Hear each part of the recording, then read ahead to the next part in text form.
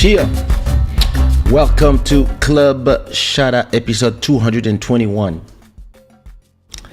That's a lot of episodes. I keep saying it because I keep being amazed at the fact that, told you before. Listen, allergies. Just took my pills. So this should be effective in a few minutes. Hopefully.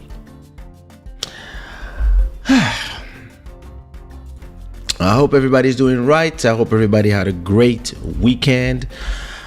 I slept all day because yesterday night I recorded like a new track with MJ Wemoto, plus a new track with Lil Mauro and Rim Salmi, which is a singer that sings Arabic, and I mixed Arabic singing with Kizomba. Forget it. This is a banger. Get ready to remix that shit. So I've stopped working at 9 a.m. So imagine, I was just KO. This show is brought to you by Shada, the gods of good fortune. Thanks to all the new subscribers. L'enfant béni forever. Izel, KB, DJ, Gaga, etc. I want to acknowledge our stream royalty, Sirène des Îles, and I also want to tell you that starting, let me see how I'm gonna do this. Yeah, that's what I'm gonna do. Wait a minute, let me see. So I decided to remove the now playing button. So we're supposed to have the name of the song that is playing here, right?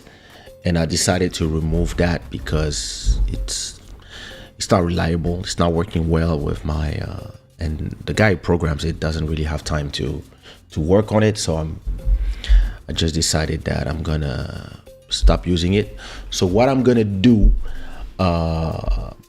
did I say the stream royalty was Sirène des Îles with $23? And if you want to become the king of the stream or the queen of the stream, just $25 donation and boom, super chat. Click on the $sign, put some. Anyway, thanks to all the sponsors as well. So what I think I'm going to do, I'm going to make this bar here. I'm going to make it wait, which finger is it? Is this one? I know it's this one. Okay. I'm going to make it way longer. So I'm going to make it start here. And I'm going to make it continue up till here. And maybe I'm going to make it a little larger. So instead of being here, I'm going to make it maybe that size. So yeah, I'm going to see how I'm going to change the setup of the stream to make it happen. I don't want the stream to be too heavy. I like it like this, but so the information you have here will actually have a larger space, and the information you have here will be probably here, and I will make the fonts bigger so that all the names like Charlene, who is a sponsor, Sirène des Îles, etc. Those information will be probably, I don't know, 1.5 the size. I'm gonna make them a little bigger, and so what I'm gonna do is I'm not gonna do it now, but probably at the end of the episode I'll do some testing to see how it goes. And I think it's gonna look nice, because for somebody with a big screen, you can see all the information that's here.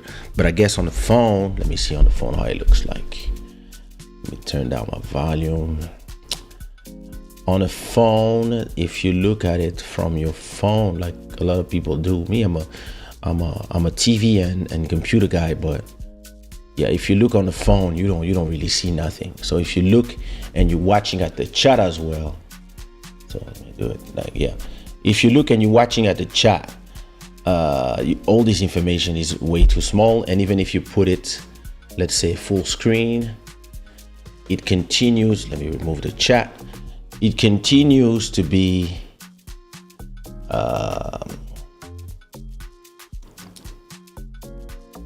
Yeah, it continues to still be.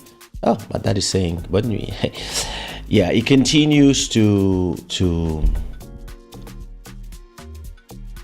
I mean, you can still see a little bit, but it's, yeah. So at least the information is going to be way more readable for the people who are watching from. Yeah, we'll see. Anyway, I like it. They're more likes than viewers. This is the way we do it. Perfect. I like it. Let me put some fire in the chat to congratulate you guys. Where's the? How do I get? Well, I'm on Instagram.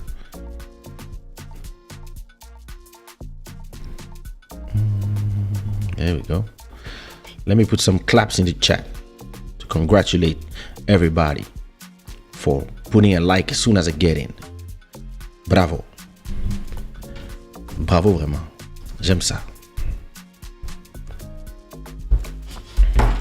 Yeah, so this is what I'm gonna do. Probably, you see the way this chat bar is, I'm probably gonna make this size, and I'm gonna make the whole thing go through all down there and put all this information, stream royalties, etc., and new subscribers. I'll just do something nice without being too ostentatoire. I don't know if it was the right word, but I wanted to have some, you know how we do. The future sound beat, I hope you're doing good. You know, bon chose. What's goody? I hope you're doing good. Lil Maro, I hope you're done with the mix. No, not, yeah, now. Yeah, you're going home now.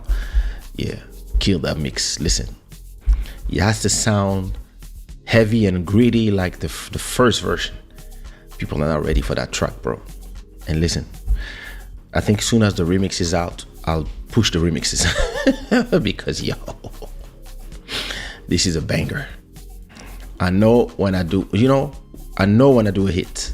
And this one, dear cousin Joel, how are you? When do you invite me in your live stream? You guys, like, vous abandonnez vraiment les vos posts. Elise boys, how are you? I hope you're doing good.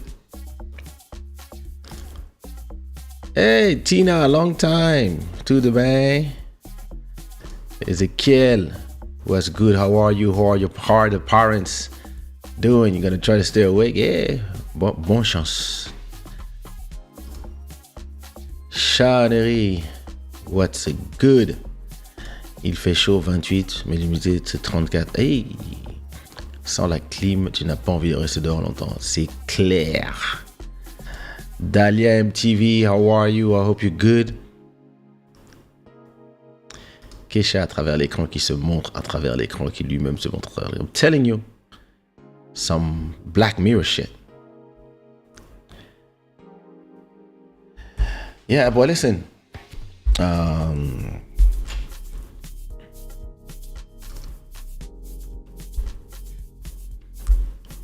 Escorte bem lindo, vou dizer. So yeah, listen, my people. So what did you do this weekend? Me, I'm told you, recording, lots of resting. My parents are my family, my mom, my brother, sister, everybody is back to Paris. So I'm actually on getting back to work, recording. I want to record all the tracks for the month of August, and maybe even September, maybe. So that's 6 songs. I mean, I already have first week of August, so another 5 songs, so that after that, all I have to do is promote songs and just go on holiday and not care about anything. Like, I'm still asking myself, am I going to live stream while I'm away? I might. It depends of the quality of the internet in the house that I rented. I'm not sure if it's gonna work well. If it does, Yeah, I'll do maybe, I don't know. Because I'm gonna be on holiday 10 days. Maybe I can, I can just pre-record some episodes, some conversations, interviews with somebody, and then line them up. I don't know. I'll see really what works for me. I like holidays, especially for the kids. So we're gonna have the whole family. We're gonna have 4 kids, wife, sister-in-law, brother-in-law, boyfriends, girlfriends, kids, maybe buddies joining us. So we're gonna be there in the house, and it's great to be with the family and do nothing. But personally, me doing nothing, it's something that I can do for 2-3 days, and then I'm super bored. So I like the idea of being on a holiday and not working, but at the same time, I don't know. I really have to. I'm struggling with it. So maybe I'll take my camera. Maybe I will do. Maybe not a lot of episode. Maybe, I don't know. It's like doing Club Shada outside. It's not. I don't need a bunch of things. I just need. And if I do it, I'll do it in the afternoon as well. So I don't know. It really gonna depend. I don't know. I'll see.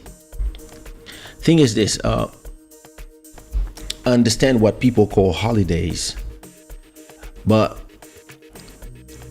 as a person who's a workaholic, but also I have worked 20 years without taking holidays, like really. And my part of my work was when your work is to go to the West Indies, be in the island, go to the beach, and then do shows at night, and then come back, do some radio promo, spend a whole month in a nice hotel. Like, the concept of holidays is different for us, because for us, holidays is just not recording, not doing shows, or not doing this show. Other than that, when I'm not live or I'm not recording songs, I'm already on holiday all the time in a certain way. Meaning that I don't have a boss, first of all, and I don't have a schedule. I can work on Sunday, I can work on Monday, I can work every day, night and day, and I can also stop working for 10 days. It will not change a lot of things, because I have such a workload that when I'm tired, I can stay 4 days without doing nothing and watching TV, and then do a little bit of things like I have 500 songs catalog that I own. They generate money. All these assets that I own, all the YouTube channel, I'm already generating money. My rent is paid for the next year already. The only thing I have to pay is cable, subscriptions, electricity, water, and food. So and even that money, the grocery money, it comes every week from NFTs, from more other songs or other catalogs that I own. So I'm not in this situation where if I don't do nothing, I'm gonna feel like, oh my God, like I cannot pay the rent. So, but the thing is, my goal right now is not to continue paying rents. My goal is now to own. And if I want to own, and I don't want to do a loan because the economy is about to be fucked up, so I want to be able to buy something cash. So if I want to do this, I need to work even harder on the things that I view, and I need to make $1 million. When I make the $1 million, I can buy cash what I want, where I want to live. And so for this, yeah, I have to think smart about the next moves I'm gonna do. I mean, the next move I'm doing actually. And but I mean, if I take a whole month and I don't do nothing, I'm not gonna lose money. That's what I mean. Because I don't make money from shows. I make money passively now. Like, I did all the work before and now it's passive income. I'll do a whole show about how to make money without doing nothing. Not doing nothing, but how to make money up front and then just reap the benefits. So that's where I am right now in my career. I can stop working for a whole year if I want. I will still make probably 250 every day just by not doing nothing. So the concept of holiday is not the same for me. I understand the idea. Like my wife, for example, is very excited about holidays. She's like, oh my God, we're gonna leave. We're gonna change environment. We're gonna go in another house. We're gonna be in family. We're gonna do barbecues every day, smoke shisha, drink wine, and swim, like all these things. She's so excited. Her sister is excited. The kids are excited. I'm not excited. I'm excited that I'm gonna take them there.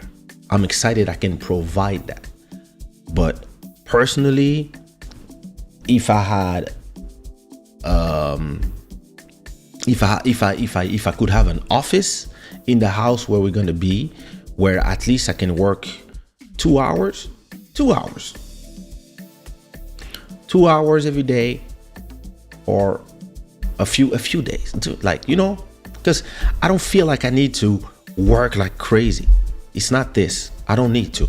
I don't have to. But I like to. So yeah, listen, if I can maybe do a live stream from time to time, doesn't need to be at night, can be in the afternoon, maybe while everybody's in the swimming pool, I can like have a setup and just be there doing my live stream, and then have a place where I can edit them. You know, I have a computer that I can edit them, a good connection so I can upload things to YouTube, and then make sure I can continue running my operation. That's enough for me. I don't need to be working crazy. No, I don't need to be recording songs. It's like, you see what I mean? Like, because when I leave the house, there's a lot of things that I don't do. I mean, I can record songs with this. So this microphone is not, it doesn't take a lot of space. So I can go use that to record songs. The camera that I use is same thing. It doesn't take a lot of space. iPad, the computer, it's already in the bag, the second computer. So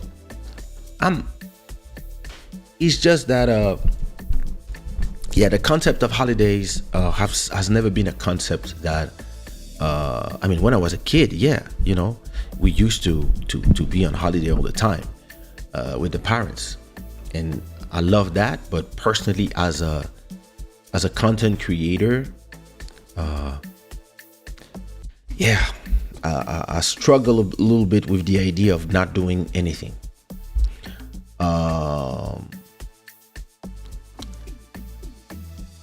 So we'll see. Remember, I think the first time I started going on holidays without doing nothing was with my ex-girlfriend. So we used to go in Brazil. We went to Brazil. We went to Congo, of course, like Thailand, I think, you know, and a few places.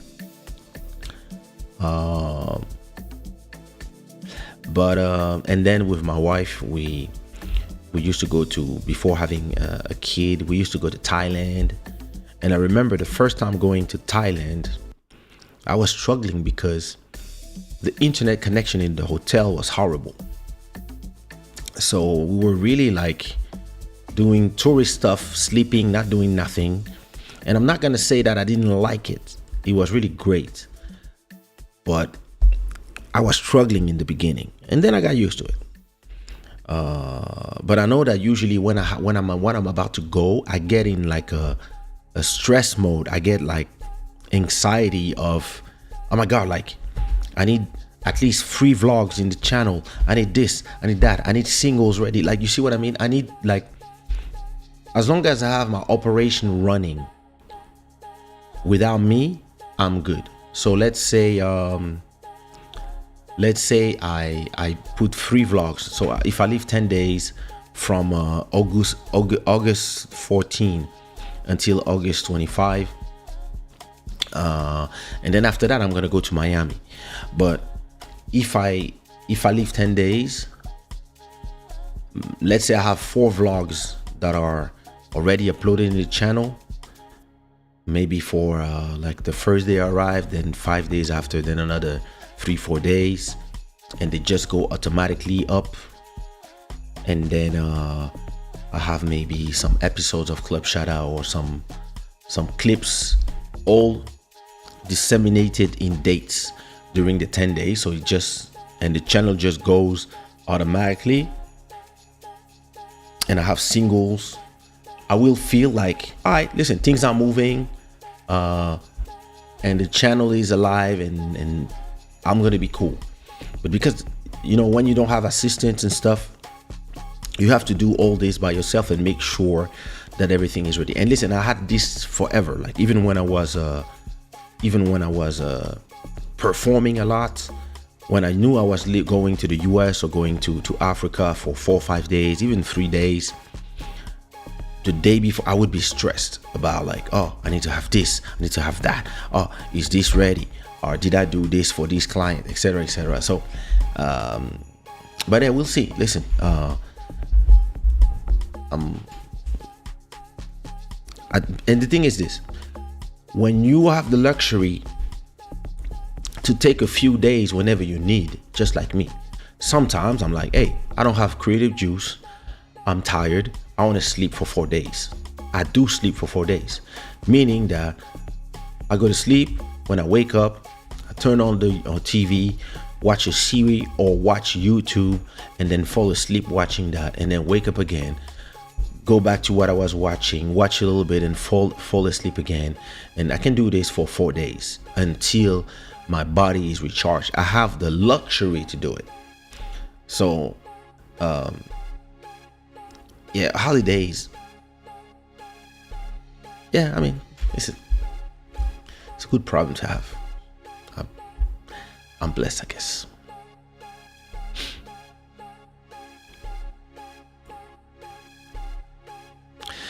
Rosa, how are you?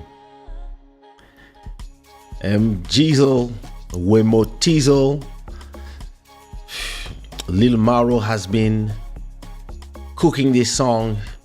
And listen, I have a track coming with MJ. So listen, the track I did with MJ, Hallelujah, is a banger. It's certified, and so it's an exchange between me and him. So he came on one of my tracks, and now I came on one of his tracks. So we just recorded yesterday a new song coming out 20. What is the calendar is saying? 29th of July. And yeah, listen. Yes. Just get ready. Just get ready. That's all I have to tell you.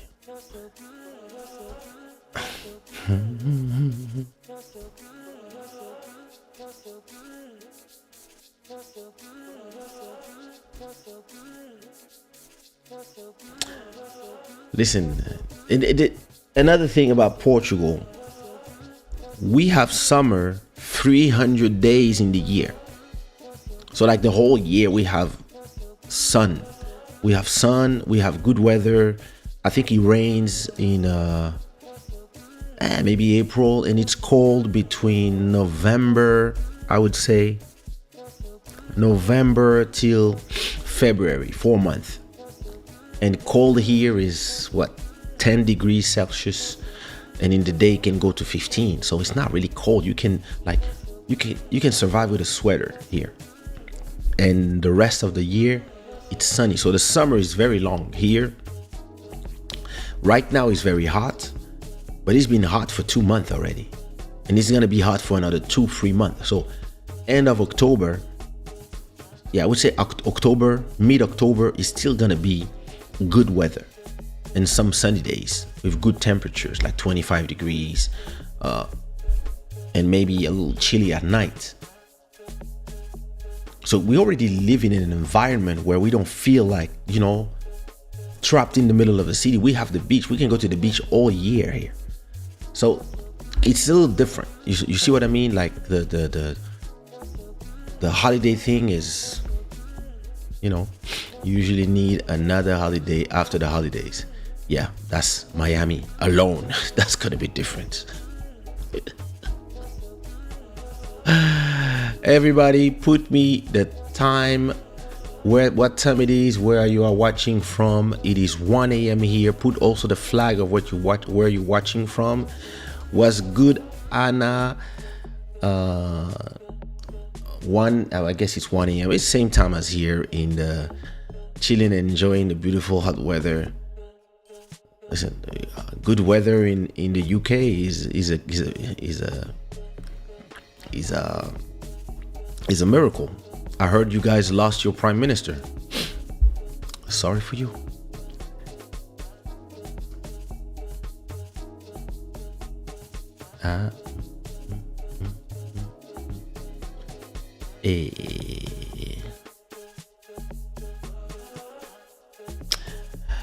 Yeah, listen, the weather here is a little better. Temperature was so high that, like I told you last episode, everything was burning here. It was very dry, so a lot of the land have been burning, so things are better. The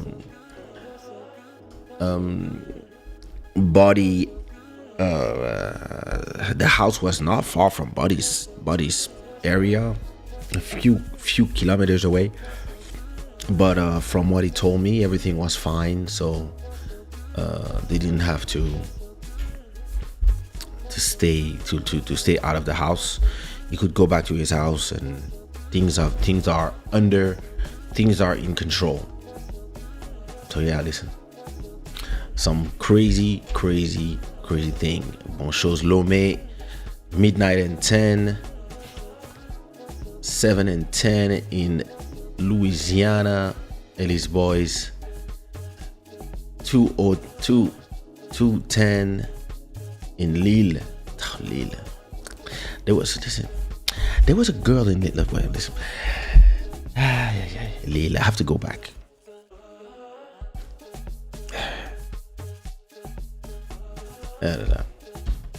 Those people. Lille. Let me talk about Lille. Talking about Lille, it makes me want to see how is my bro. How is my guy? Wait a minute. This guy, let me see if he's online first of all. Oh yeah, here's.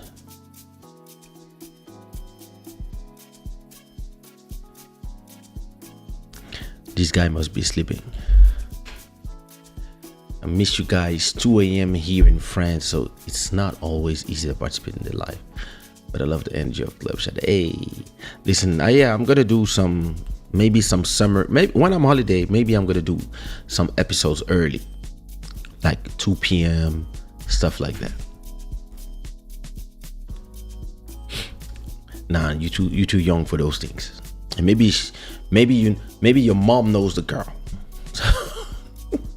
I'm gonna start talking about the aunties. Hey. Forget it.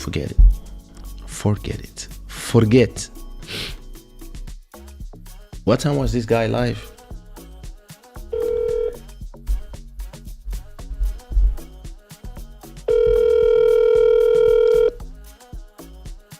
Those people never replied to me.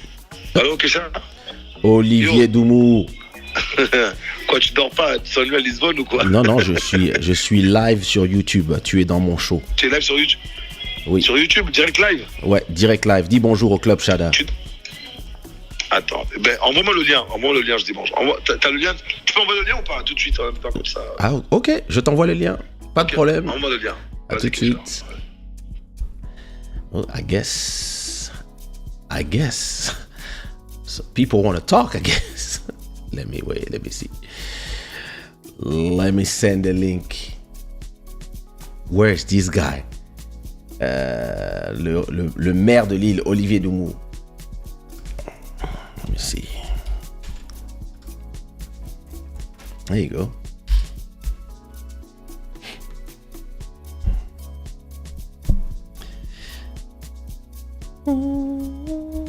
Emmanuel Etienne, la baronne. What up? How are you?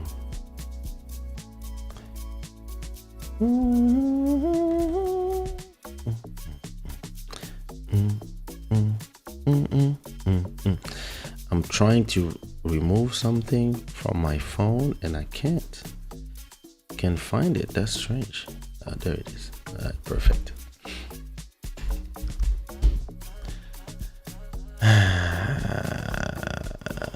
She used to go in the club with Tonton Olivier de Lille. Listen,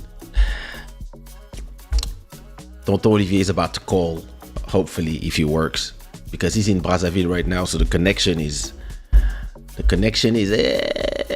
so you know how it is. Let's spice this show a little bit.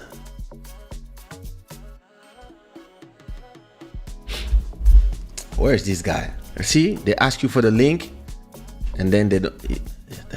The problem is the internet connection. So Rosa, what's good with you? How you been?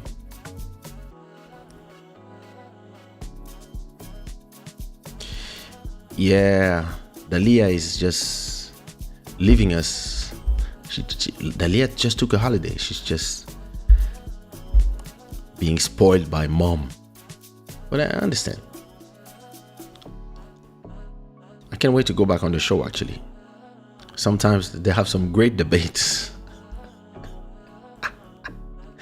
And some great opinions. Listen, this guy is not connecting. Let me call him back. Did I send the link?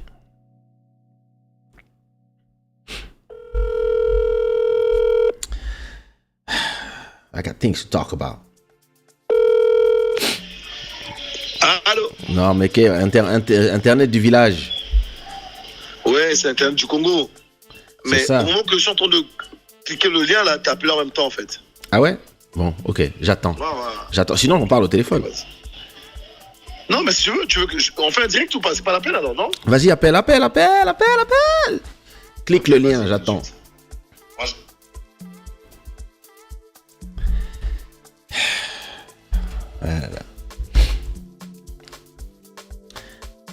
I should open the link for everybody. It's hard to get by in the swing of things once you're going. Yeah, that's another thing too. I need another, like, if I go 10 days, I probably need another 3-4 days to go back in action. That's why I like to have a lot of things lined up so that I don't really need to do nothing after that, in my opinion.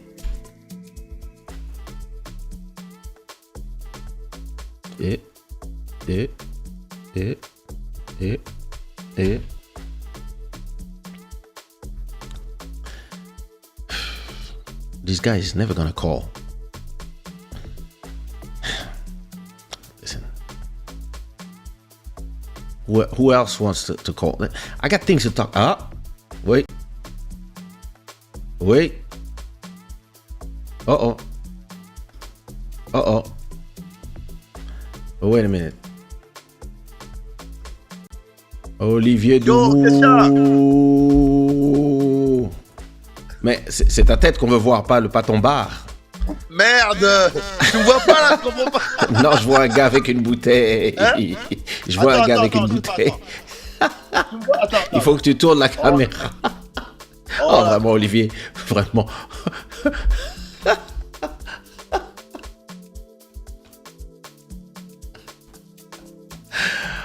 Oh, mon Dieu. Mais je te vois plus. T'as enlevé le son. On t'entend plus.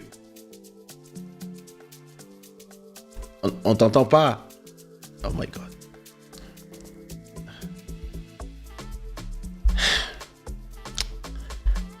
So he's showing us his club. Ah, right. Guess he's coming back. The internet was not that bad, actually. The internet was not that bad. You know, it wasn't that bad.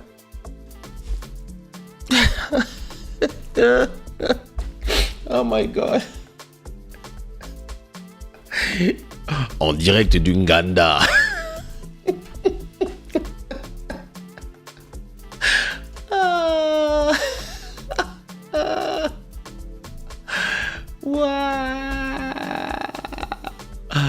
Olivier Dumont. Mais Olivier. Non mais Olivier. Là, ok. Qu'est-ce qu'on voit là? Là, on voit une chaise. C'est quoi? On est dans le bar? Ouais, on est au village Vendôme. Mais bizarrement, tu vois pas, je comprends pas pourquoi. Est-ce que tu arrives à me voir là? C'est bon? Si, là, je te vois, mais je voyais plus ton. Je voyais ton. Oui, on dirait que tu n'utilises pas la caméra. Mais pourquoi vous êtes dans le noir? Il n'y a pas d'électricité dans le village Vendôme? Non, il y a l'électricité, on n'est pas au village, on est comme à Brazzaville. Hein? Ok. Meilleure capitale d'Afrique centrale quand même, hein? Mais. Après Kinshasa. On est à Brazza, hein? Voilà. Là, j'ai l'éclairage, là, c'est bon, là? Ah. Mais voilà. Comment ton bar, il n'y a pas de musique? Bah écoute, il est minuit. Okay. On est dimanche. Bah écoute, je ferme à dimanche. Je ferme à 23h30. 23h30, je ferme le bar. Ézéchiel Licolo dit Tonton Olivier, comment ça va? Hey Ézéchiel. De Lille. Ça va très bien, on est là. Là, ça va. Et de ton côté, Ézéchiel, ça va? Il est à Lille, hein? Il est posé à Lille. Ben, je vois ça, hein. Le nom m'a dit quelque chose tout de suite. Il est chez moi là-bas, je l'ai ici à Lille là-bas. C'est ça. Au nord. Dans le nord de la France, ici. Chez moi là-bas à Lille. Say what up? Ok, on te cherche. Le Congo te recherche. On dit Kaysha est passé où? Kaysha est passé où? Je dois dire quoi alors? Tu leur dis que Kaysha va très bien. Bon, ok. Je fais passer le message. Mais les gens ont besoin de toi ici. Comment ça, les gens ont besoin de moi? Ils ont besoin de toi. Je leur ai dit, j'envoie le numéro et puis vous l'appelez. Dis-leur de préparer leur argent. Dis-leur, je coûte très cher. Alors, comment s'est passé le festival de Kizomba? Non, le festival de rap, Brazza. De rap. En tout cas, franchement, je peux te dire que j'étais très content et très ravi. Et puis, vraiment de savoir que le public brazzavillois a répondu présent. 5000 personnes. Et ensuite, tous les artistes étaient présents. Ça s'est très très bien passé. Bah, les gens, ils ont kiffé. Et puis, on a eu beaucoup de nouveaux découvertes. Des jeunes artistes qui se lancent dans la musique urbaine, qui ont du talent, qui ont eu vraiment besoin de ce podium pour se faire connaître un peu au niveau international. On les a offert ça. Et en tout cas, ça s'est bien passé. Bah, t'avais qui comme artiste? Bah, il y a eu Chanel du Gabon, qui est déjà connu à l'international, qui est produit par notre ami Edgar Yonke, qui marche très bien. Et voilà. C'est quelqu'un qui venait du Gabon?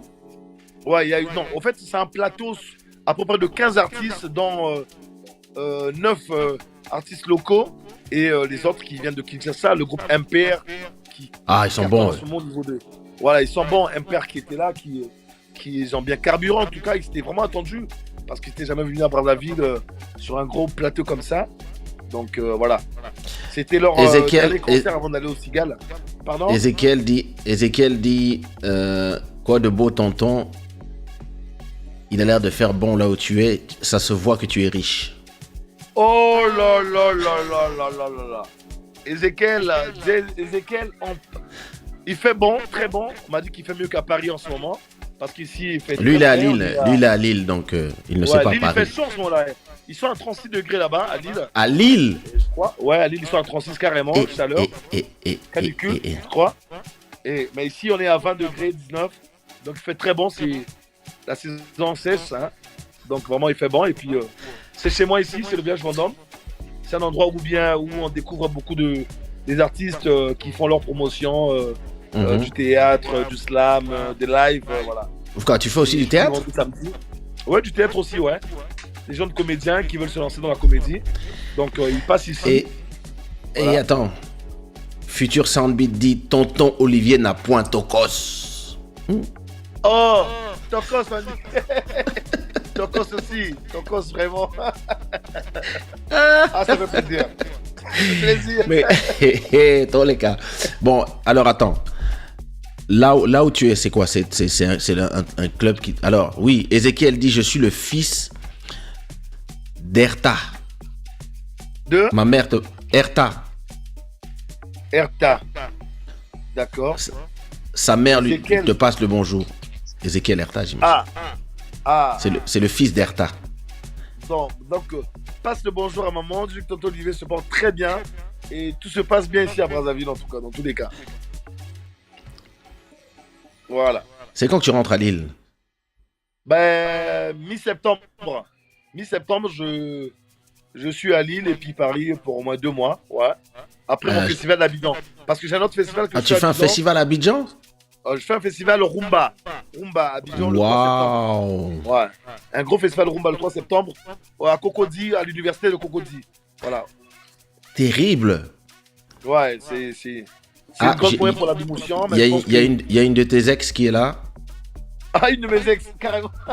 Emmanuel dit bonjour Olivier, bonjour mon ex. Oh.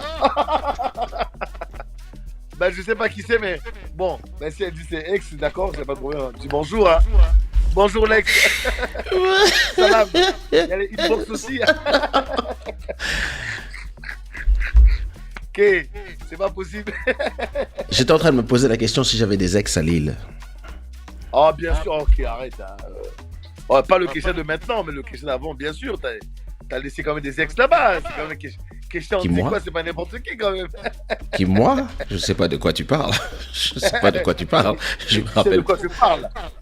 Absolument pas. Je me rappelle d'aucune mais ex. moi, je sais de quoi je parle. Témoin existe.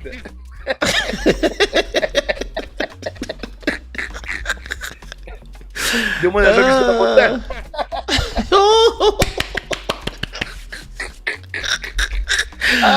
Oh putain. Oh mon Dieu. Ok. Non, c'est bon, c'est bon. Non, pour les gens qui savent pas, quand j'avais 26 ans, 24 ans, 24. T'avais 24 ans, ouais. Peut-être même avant. Hein. Ouais. 96.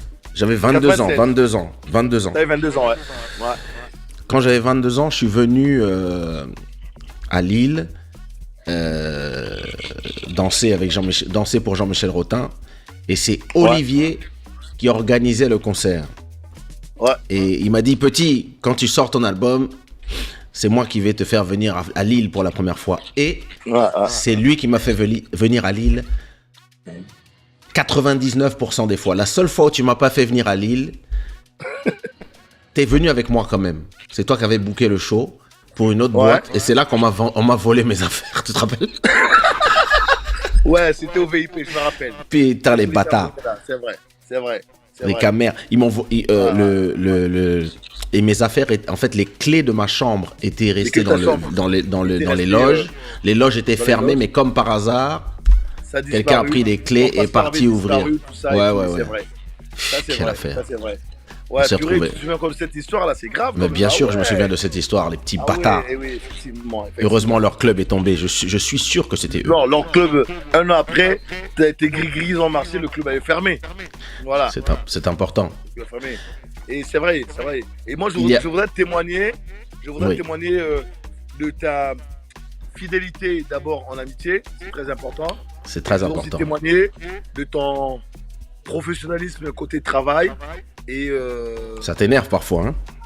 Ouais, ça m'énerve parce que voilà. En fait, les gens qui te connaissent pas, je le dis, Kaysha, c'est un artiste.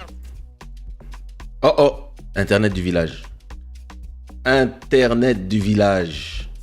Voilà, il faut le dire. Les gens qui te connaissent pas, je peux dire que Kaysha, c'est une sorte d'autodidacte qui... Bon, arrête de marcher, tu coupes l'internet. Non. Et il y a des gens qui m'appellent en même temps, je voulais le couper. Et je dis ça, Kaysha, c'est une sorte d'autodidacte. Mais attends, excuse-moi. Quelle heure il est à Brazzaville? À Brazzaville, il est quelle heure? Il est minuit, non? Il est 1h? 1h30 quand même à Brazzaville. Attention. Qui est la go qui t'appelle à 1h30? Il n'y a pas de go qui m'appelle à 1h30, c'est juste les clients. Les clients qui m'appellent. Mais c'est très important de... Putain, oh merde. Oups. Internet du village. Internet du village, excuse-moi, c'est l'internet de Brazzaville. Il va rappeler.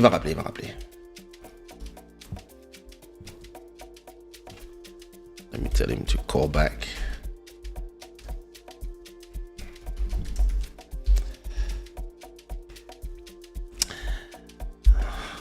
Comment ça te dévoile les secrets, tonton? Attends. Je vais lui poser la question.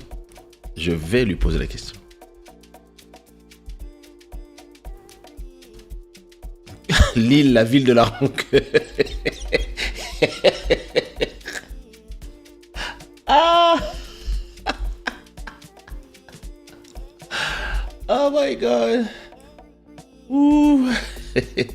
Non, listen. Donc, j'étais à Lille. Donc, les gars, imagine that. Vraiment. Imagine that while I was performing, so I'd like, you know, nowadays the keys are like little cards, right? In the hotels. But at that time, the keys were like those one key with a big wooden thing with the number of the room on it. And I let this in my jacket, and the jacket was inside of the VIP. And the VIP, while I was performing, was closed, right? So, yeah, listen. As I'm performing, there's a security guy that is in front of the VIP. Nobody can go in. But when we go back, so my show is 1 hour. So while I was performing, anybody, I guess the people who work there, because that's the only people who could do it, could just go, take the keys, right?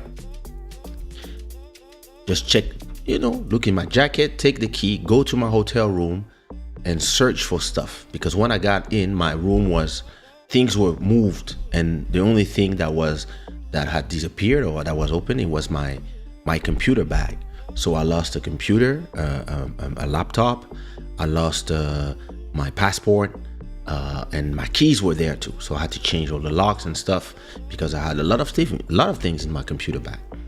So yeah, and I had money in there because when I get paid for the show, I let the money in my bag already. So yeah, it is what it is. Les gris-gris ont marché. Oh, so these guys. Ah, there he is. Vraiment, Internet du village, c'est compliqué. I see. There you go. Allô? C'est parce que tu bouges trop. Non, en fait, il y a quelqu'un qui m'a appelé, du coup, ça a coupé. Il m'a appelé sur le direct, ça a coupé, c'est à cause de ça. Mais désolé pour y a pas de problème. les gens qui nous suivent et tout, quoi. Voilà. Donc, je faisais mon témoignage. Donc, tu disais, sur le Kaysha. Oui. Voilà, je faisais mon témoignage sur le Kaysha, sur l'artiste Kaysha, qui est une sorte d'autodidacte, en fait, qui est un touche-à-tout, qui depuis plus de 22 ans derrière, je dirais, qui savait déjà gérer le studio d'enregistrement, faire ses beats, écrire ses chansons, en fait, toujours dans le futur, tourner ses clips lui-même, et puis le surer dans le boulot, et tout ça carré, très indépendant déjà, tu vois. Et ça, c'est très important parce que les gens souvent oublient ça. Et mon témoignage encore va plus loin, au fait, en vérité, parce que tu es parmi les premiers artistes, en vérité, afro-caraïbéens, dans le milieu zouk et africain, qui a su quand même atteindre beaucoup de continents. C'est-à-dire, on écoute du Kaysha au Brésil, on danse du Kaysha au Brésil, on danse du Kaysha au Portugal, en Angola, on danse du Kaysha au Congo-Kinshasa, on danse du Kaysha en Argentine, en Amérique. Et ça, il faut le féliciter parce que très souvent, les gens, ils oublient, ils pensent que Kaysha, ça s'arrête Kaysha, Paris, France, non. Kaysha a déjà fait ça pratiquement le tour du monde. Moi, je témoigne parce que je tenais à faire ce témoignage-là pour les gens qui ne connaissent pas parce que Kaysha, aujourd'hui, pour moi, c'est un petit frère. Je le dis, c'est l'ami fidèle que j'ai. Voilà, j'ai pas souvent l'occasion de faire ce genre de témoignage, mais il faudrait que les gens le sachent. T'es un bosseur. T'es un bosseur. Merci. Les jaloux t'embrassent. Voilà, non, et je le dis sincèrement. Aujourd'hui, je pense que c'est volontairement, je dis bien, je pèse bien mes mots, volontairement qu'il a choisi de gagner son argent en termes musical autrement, c'est-à-dire pas forcément besoin d'être en avant de télévision, tout ça, mais de gagner autrement par le net, par le système d'internet que tu maîtrises en vérité depuis très longtemps en fait, le streaming, etc., que tu maîtrises depuis très longtemps. Voilà, tu as choisi ça, et je pense qu'aujourd'hui avec ta vie de famille, tout ça, ton besoin aussi c'est de rester avec tes enfants, ta famille, auprès de ta femme, parce que je pense que les tournées, c'est pas ce qui a manqué, voilà. Et c'est on a fait des tournées, c'est volontaire de ton côté, voilà. Non, mais les tournées là, on en a fait beaucoup. Hein. Beaucoup, les gens se rendent pas compte, mais et j'ai fait combien de choses, j'ai fait combien de grands méchants zouk à Lille? Non, sincèrement, je sais plus compter, mais je dis que à un moment, moi je suis là. Je peux témoigner, je peux dire que j'ai connu beaucoup d'artistes afro-caribéens, zouk, etc. Mais beaucoup ont disparu, beaucoup ont été restés sectaires sur des continents, sur des villes précis. Mais Kaysha, c'était vraiment celui-là qui nous représentait, tant au niveau de l'Afrique, tant au niveau de l'Antilles, tant au niveau de l'Amérique latine, etc. Et ça, pour ça, il faudrait que les gens respectent. Tu vois, les gens doivent respecter, tu vois. Et c'est très important. Et ton mode de vie d'aujourd'hui, c'est parce que tu le veux. Mais la demande est toujours présente en vérité. Voilà.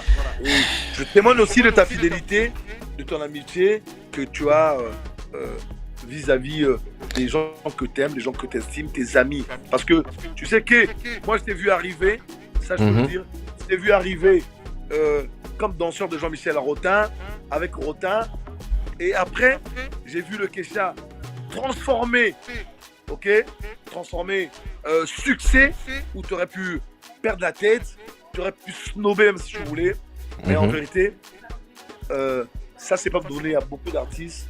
Savoir rester humble avec les siens, savoir rester toujours le même.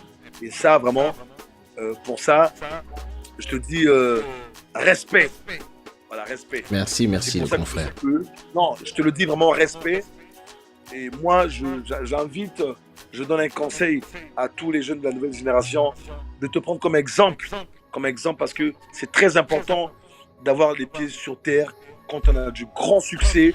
Et voilà, parce que souvent les jeunes se perdent. Au bout de 2 ou 3 tubes, l'argent, mon cher. Facilement. L'argent, les femmes. L'argent, les femmes, le succès. Les femmes du Nord. Les femmes du Nord. Et les femmes du Nord et les femmes des autres.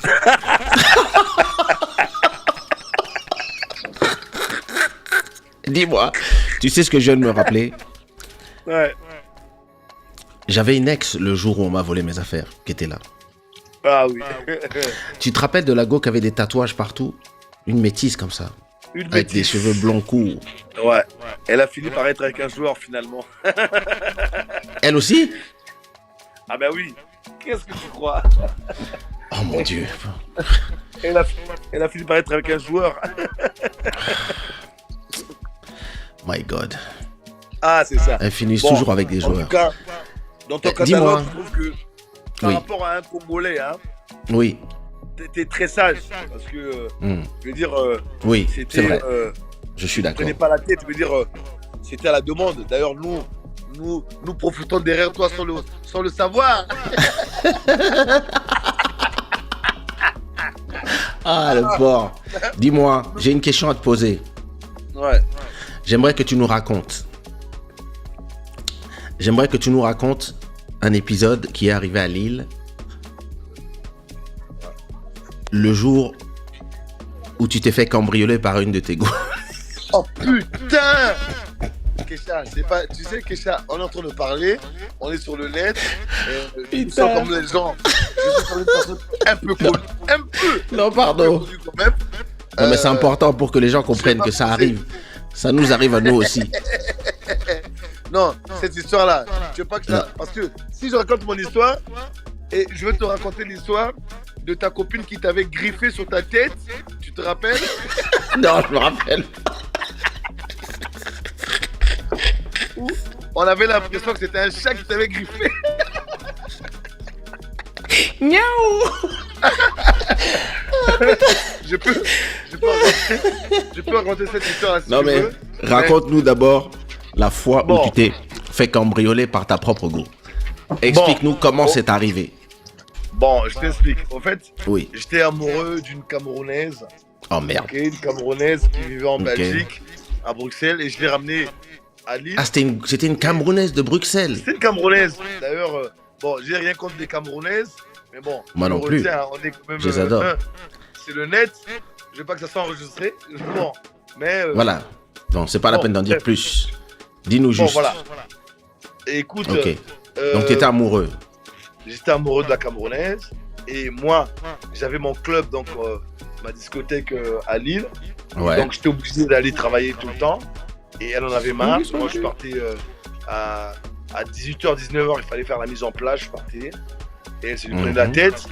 Mais seulement, mon argent ne lui prenait pas la tête. Bon, bref, entre parenthèses. Et le jour où je vais aller travailler, elle décide de mener la guerre. Et pendant que je suis en train de vouloir entrer dans ma nouvelle voiture, c'était une 607, je me rappelle, j'ai mon pied, pratiquement neuve. Et ce qu'elle a fait, c'est quoi? Elle a rayé la voiture, elle a crevé carrément les 4 roues volontairement. Et ben, du coup, j'ai pété un câble. Attends. Mais pourquoi? Qu'est-ce que tu avais fait? Non, parce que elle est très jalouse, elle avait marre que je parte bosser, que je reste à la maison, elle en pouvait plus. Mais en fait, en vérité, tout ça c'était de l'utopie, en fait, en vérité. Elle savait ce qu'elle faisait en vérité. J'ai su ça bien après pour t'expliquer l'histoire. Donc du coup, Oh merde. elle creve les roues de la voiture, mes roues de la voiture, moi je perds la tête, Ok. ça me prend la tête, et du coup, j'ai dit, écoute, tu sais ce que je vais faire? Je vais te frapper. Je l'ai giflé. Et quand je la gifle, parce que j'ai pensé que j'avais raison de lui gifler parce que je sais pas quoi faire autre. Et ce qu'elle a fait, elle a appelé les flics. Elle m'a dit, tu vas voir ce que je vais faire. Hein? Tu vas faire quoi? Ok, vas-y. Oh my god.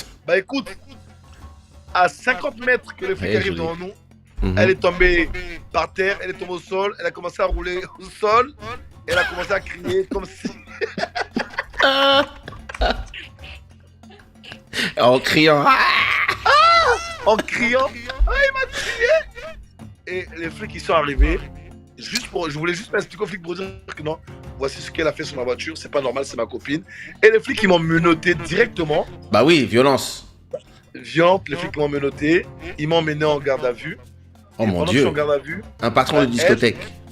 voilà, patron de discothèque, ils m'emmènent en garde à vue. Pendant la garde à vue, ce qu'ils ont fait, écoute, pendant la garde à vue, qu'est-ce qu'elle a fait? Elle s'est servie avec son ex. Ok. Avec son ex. Avec son ex. En fait, en vérité, c'était même pas c'était son amant, parce qu'elle continue à me tromper. Elle est venue chez moi. Elle a dévalisé l'appartement, mais correctement, elle a dévalisé. Et en sortant de la garde à vue, j'arrive chez moi, dégoûté. Il n'y avait plus rien chez moi à la maison. Je me rappelle quand tu m'as appelé. Je t'ai appelé. Je dis, qu'est-ce que je peux faire? Sincèrement. Ma maison, vidéo. Et j'appelle le flic. Les flics m'ont fait comprendre que Monsieur Doumou, écoutez, il n'y a pas eu. Il n'y a pas eu. Il n'y a pas eu effraction. Voilà, il n'y a pas eu infraction. Elle avait les clés. Comme ça. Et elle avait les clés. Il n'y a pas eu infraction. Donc, Attends, donc elle a emmené toutes tes affaires en Belgique? Elle a mis toutes mes affaires. Et les voisins m'ont témoigné qu'il y a une Mercedes qui est arrivée, qui a pris toutes mes affaires. Finalement, elle était partie en Belgique, à Bruxelles. Les reines des AVC. Voilà. Donc j'étais dégoûté pendant un mois et demi, 2 mois.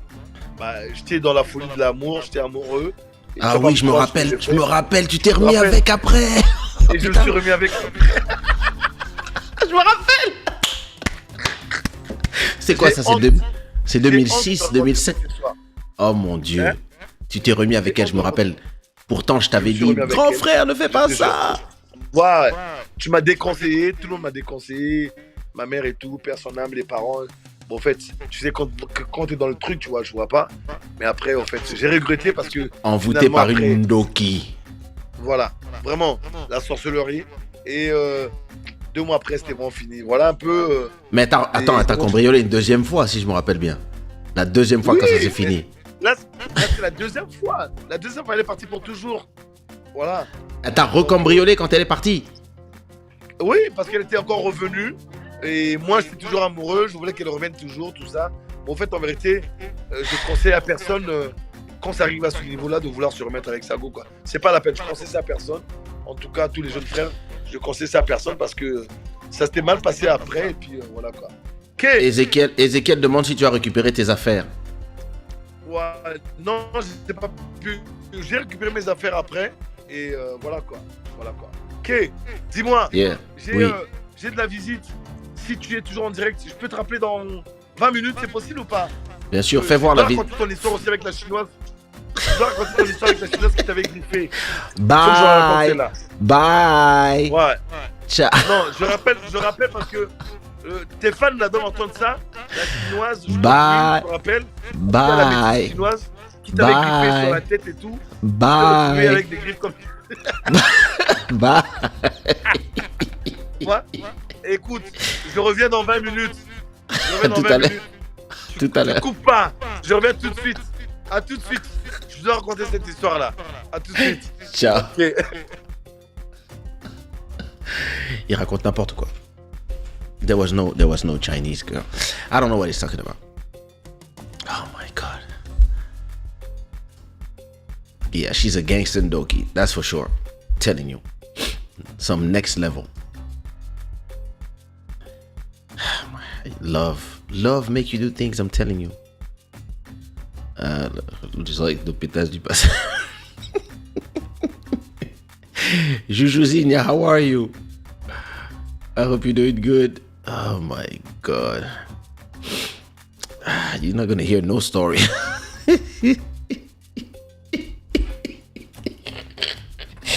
You guys are crazy. Oh my God. Yeah. Alright, let's talk about serious things. So listen. So the girl stole all his stuff. She stole all his stuff from the apartment. He called me telling me, yo, my house is empty. And he still went back with the girl. And she stole his stuff a second time. Yo, vraiment, il y a des niveaux dans tout ça. There was some level. Le roi Doumou piégé dans le P-Power. I'm telling you.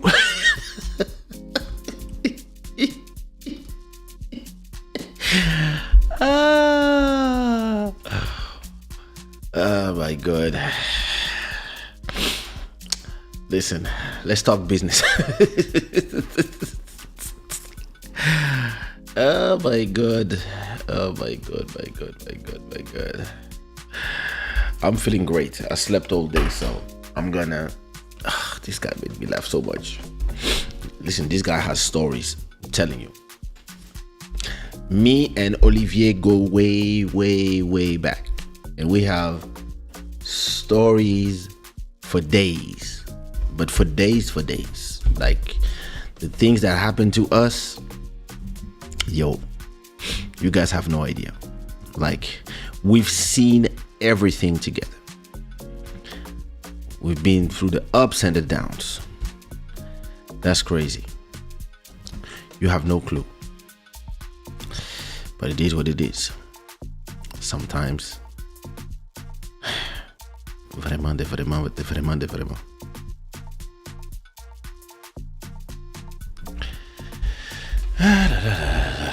Affaire de Mougou.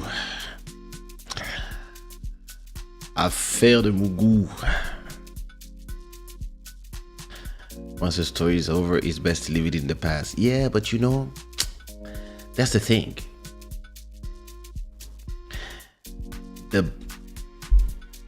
The best stories, the more secure stories, the ones where you get married are actually the boring ones.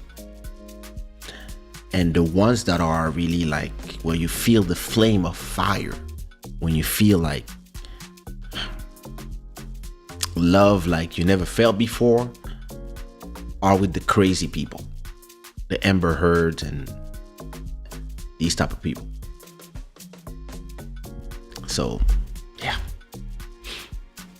You need to get older to realize that and be like, yeah, let me get with a boring person. Oh my God. So listen, it's been an hour already. This show is, I'm trying to do an hour and a half.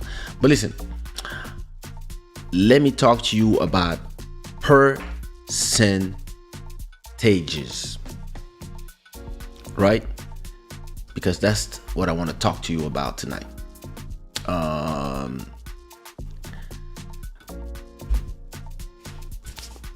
We used to do a lot of shows. We used to do a bunch of shows, and I remember that back in the old days, right? Back when in the era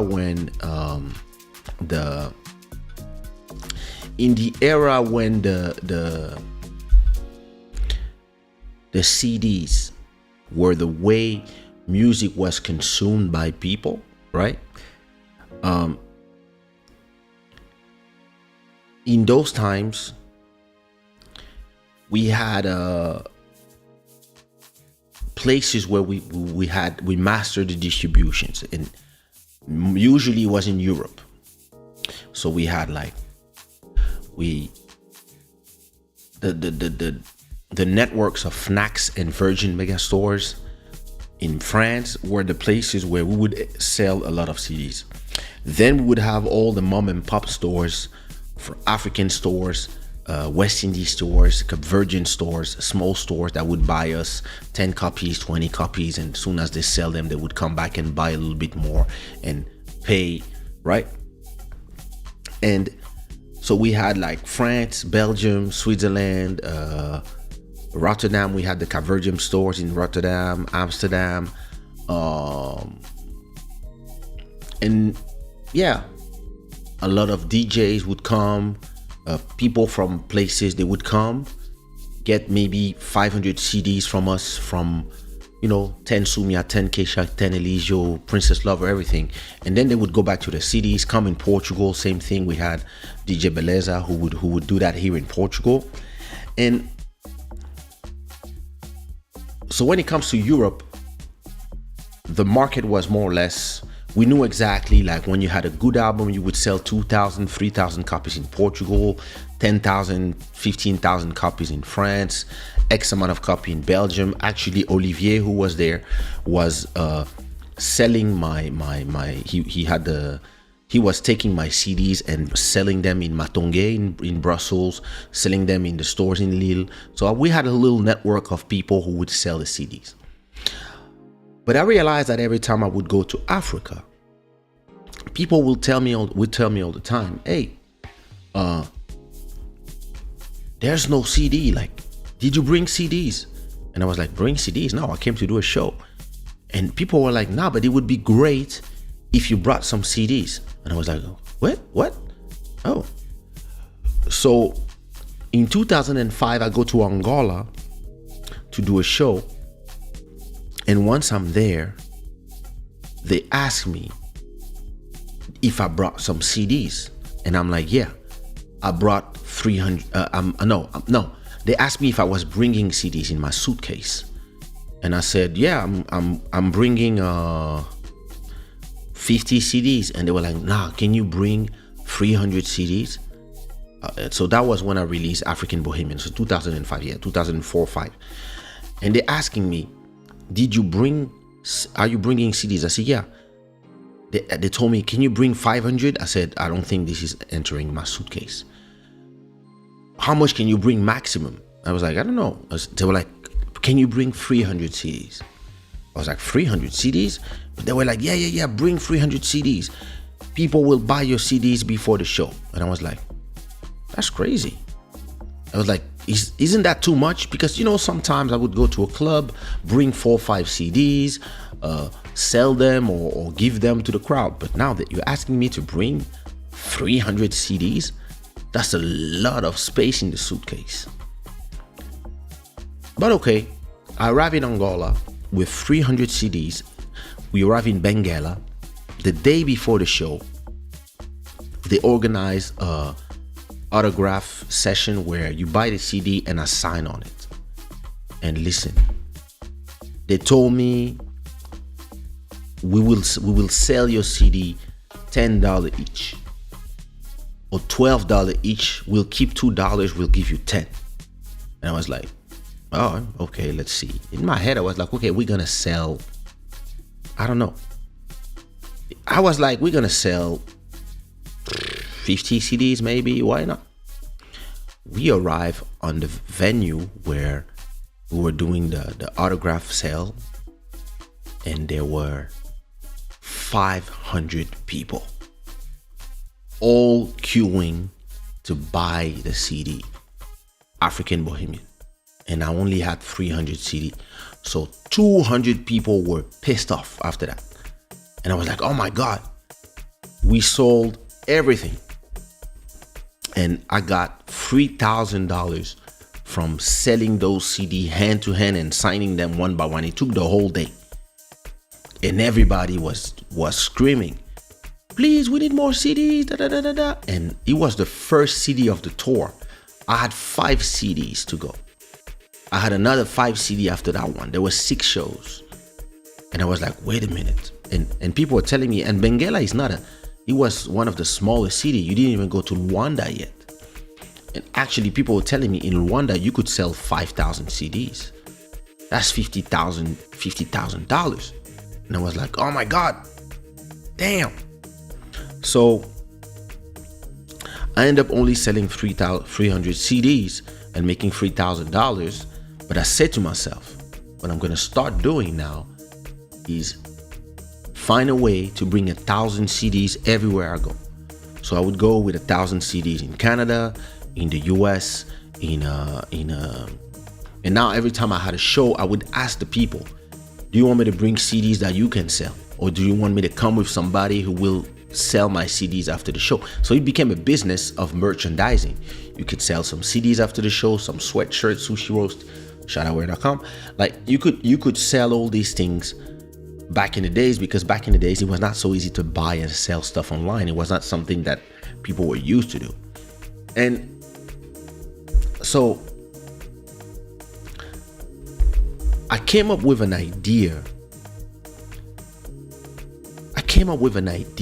That was, why don't we incorporate, so printing a CD, fabricating it in the it was, fabricating a CD cost you $2 or €2. One is the cost of the fabrication. Another €1 is what you pay to the collecting society. So with these $2, even if you sell your CD for $5 or even $3, you make money for every CD, right?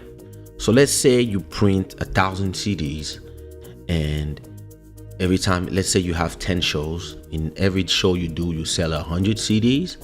You're gonna make, if you sell them at $3, you're gonna make a benefit of $1 per CD. So you're gonna make $1,000 from selling your 1,000 CDs. And if you sell them at 10, you're gonna make, etc., etc. But I came up with an idea, and at that time I was working with Section Zouk, and I came up with an idea. I was like, guys, why don't we tell promoters that whenever there's a show, they have to tell us how many people more or less they will have on coming to your show. 300 people, small club, 500, medium, maybe 1,000 people in clubs. But what if every time we do a show, the promoter has to buy the CDs directly? So let's say it costs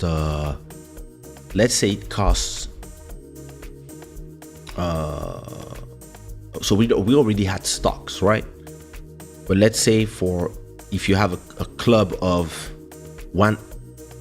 200 people or 300 people, you have to pay an extra $3 per person. So that's 300, that's 900 people extra to buy a stock of CDs from us. And from that stock of CD, you offer a CD to every person that comes to my show. And we do the same thing for Sumia, Elisio, ABG, plus like for all the artists that we have in our roster. Every time somebody hires them for a show, the people come and they get a free CD every time they come to the show. Of course, it's not as good as selling the CD for $10, but you still make $1 of benefit. And you know that you have 500 new people who have your CD and they know your songs. In 2, 3, 4, 5 years, for the brand of the artist, this is amazing, because whenever you go, you have people that know your songs, so they will ask you to come for more shows, etc., etc. So that was a strategy that I thought about. And interestingly, I got frustrated because people were scared of doing this strategy, scared of proposing this or imposing this to the promoters, or even doing this ourselves. Because I was like, yeah, but people, if I have a club of let's say I have a club with 1,000 people, I'm already paying the artist 2,000, for example, to come perform. I'm not gonna pay another 3,000 on top of the tickets, the plane tickets or plane tickets and hotels, room. You come, your dancers, your managers. Like, I'm already paying maybe 3,000 or 3,005 to make you come. You're gonna make me add another 3,000 on top of that. Some clubs might refuse. So that's when I said, in this case, let's become partners with the clubs, and we co-organize the shows with them. And when they want to hire us to perform, we take care of maybe the hotels, we take care of the traveling, we take care of some things. And in exchange, they buy CDs. And in terms of taxation, in terms of accounting, that was even great, because we could then put in our books that we sold X amount of CDs. So imagine you're an artist and every show you do is in front of 1,000 people. And imagine that every time that you perform for that one person, that 1,000 people, they get 1,000 CDs. 1,000 CDs means that you can put in the accounting that you sold 1,000 CDs. You can remove this from your benefit. You can put it as and in terms of national sales, if you do 3 shows in 1 week, Friday, Saturday, Sunday, and every time you have 1,000 people, it means you sold 3,000 CDs. It means that after 50 shows, you sell 50,000 CDs. And now you can have a plaque in France. 50,000 CDs was, I think, silver. I think it was silver or gold. No, I think it was gold. And now you can say, hey, I have a gold record because I sold 50,000 copies. If you add, let's say you sell 20,000 copies from the normal people, I mean in the stores, plus you sell in a whole year, let's say you do 70 shows in a whole year or 2 years, and now you have 100,000 CDs, so you are platinum in France. In France, platinum is 100,000. So you could now have a business model where you are creating sales without having to have stores. And on the top of that, you have stores. And on the top of that, a club can come and as a promotion can say, hey, if you come to Kaysha's show, we're gonna offer you a CD of Kaysha. And to me, that was a brilliant strategy. And you know what people told me? No, I don't know. I've been modest, what up? I don't know. Maybe or whatever. Maybe the club will not accept. Or maybe I was like, guys, if you don't ask the clubs, you will not know if they want to do it or not. At least we have to try. And I had to do that thing myself for my shows, but it was a harder organization because I had to take the CDs myself with my bag. And like when I would go to immigration in immigration in Canada or in the US, they would ask me, hey, why are you coming with 1,000 CDs? Lucky for me, because those are big countries, I would tell them, yeah, it's promotional stuff for radio. I'm not trying to sell them. I'm gonna give them to the radio. And 1,000 CDs offered is not something crazy in the US. If not, I would have been thrown in jail for trying to sell goods. So it was this thing where it felt frustrating because I had those ideas for the company, but most people, they would not believe in those ideas. All right, so to me, I was like, you know what? Okay. And what I want to talk about to you is the percentage of the people who get in a situation of getting percentage from selling your shows. And those people, guys like me, we complicate their business because all they want to do is while you are hot, they take a percentage where they sell your show. Let's say you're a hot artist, you sell your show for 1,005, they take 500 for every show. If you do 4 shows a month, you make 4,000, they do 4,000. It's enough for them. Perfect. But for somebody like me, it's not enough because I'm thinking about the business as a whole and I'm thinking way up there in front. And for me, I'm like, yo, if I can say that I'm a platinum artist for my 5 CDs just by performing, and every time I do a show, I sell another 2, 3, 4,000 CDs, depending on where I go. When I go to Angola and I have a show with 20,000 people, imagine if I tell the promoters directly, okay, you want me to come to your country? So you're going to have to buy me 10,000 CDs at $5 a piece. And those CDs, you have to give them to the people. And you start doing a business with the promoters. Imagine when you go in some shows where you have 30,000 people. Those people, they go get a sponsor.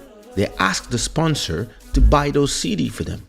So now let's say for $5 each, I sell for a show of 10,000 people in Angola. Then the next week I have a show of 10,000 people in Mozambique. And then the next week I have another 10,000 people, I don't know, back in Angola in another place. And then I have another one in another city in Mozambique, for example. That's 40,000 people. These are stuff that I used to do every week back then. Now 40,000 people, let's multiply. 40,000 people multiply by 40,000 CDs at $5, that's 200,000. So you can make 200,000 from those people who will ask their sponsors to pay, and now those people can say, hey, for every person that buys a ticket, we'll get a free CD from Kaysha. So imagine now the sponsors pay for those CDs. You sell your ticket at $10, $20, $30. I don't know how much they would sell the ticket at that time, but let's say you sell your ticket at 30,000. But you can say, we you can do a communication where you say, we are offering Kaysha's album for free for everybody that comes. When you enter the place, boom, you get a CD, and Kaysha will sign them for you. If you're lucky, will sign for a certain 100, whatever, or somebody who pays the extra, has the VIP tickets, will also spend an hour with Kaysha and you sign your CDs and make a photo with you. Those are things that you can organize on top of everything else. And now imagine you can come and say, hey, I sold 200,000 CDs. And to me, I don't understand why I was giving people those ideas and people were scared to do it. And that's when I said to myself, I have to take the whole operation on my own hands, because I'm proposing to the people who, they're like, why you want to disturb the operation? Everything is working fine. Why you want to invent those stuff? Let people buy CDs in the stores. And I was like, nah, listen, we have hundreds of thousands of fans and we still only sell 20,000 because a lot of people, they're gonna buy some people will buy the albums. The rest, they will just get a copy on the internet or whatever, or download it from wherever. If we offer them to you, you think we offer them to you, but actually we increase the price of the ticket of $3. Those $3, let's say the show is normally 10, you increase it to 15. And with those 5, and because there's an artist coming, with those 5 you buy the CDs. There's so many ways where you can just, so everybody's thinking, oh my God, we have a free CD. Actually, they bought the CD for $5. Cost you, so instead of doing the CDs in France, where it's gonna cost you $2 per CD, you go do them in Belgium or maybe further. You can even go do them in China or somewhere where maybe it's gonna cost you 50 cents per CD to print, to do everything. And you don't have to do a full, I'm gonna show you the difference.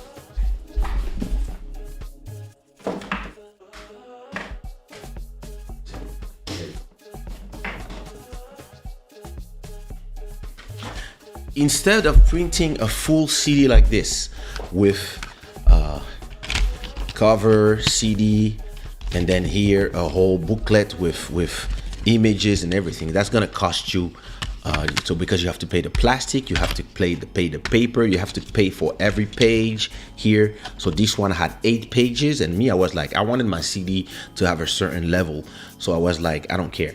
And look, this was pink. You have to pay for the color.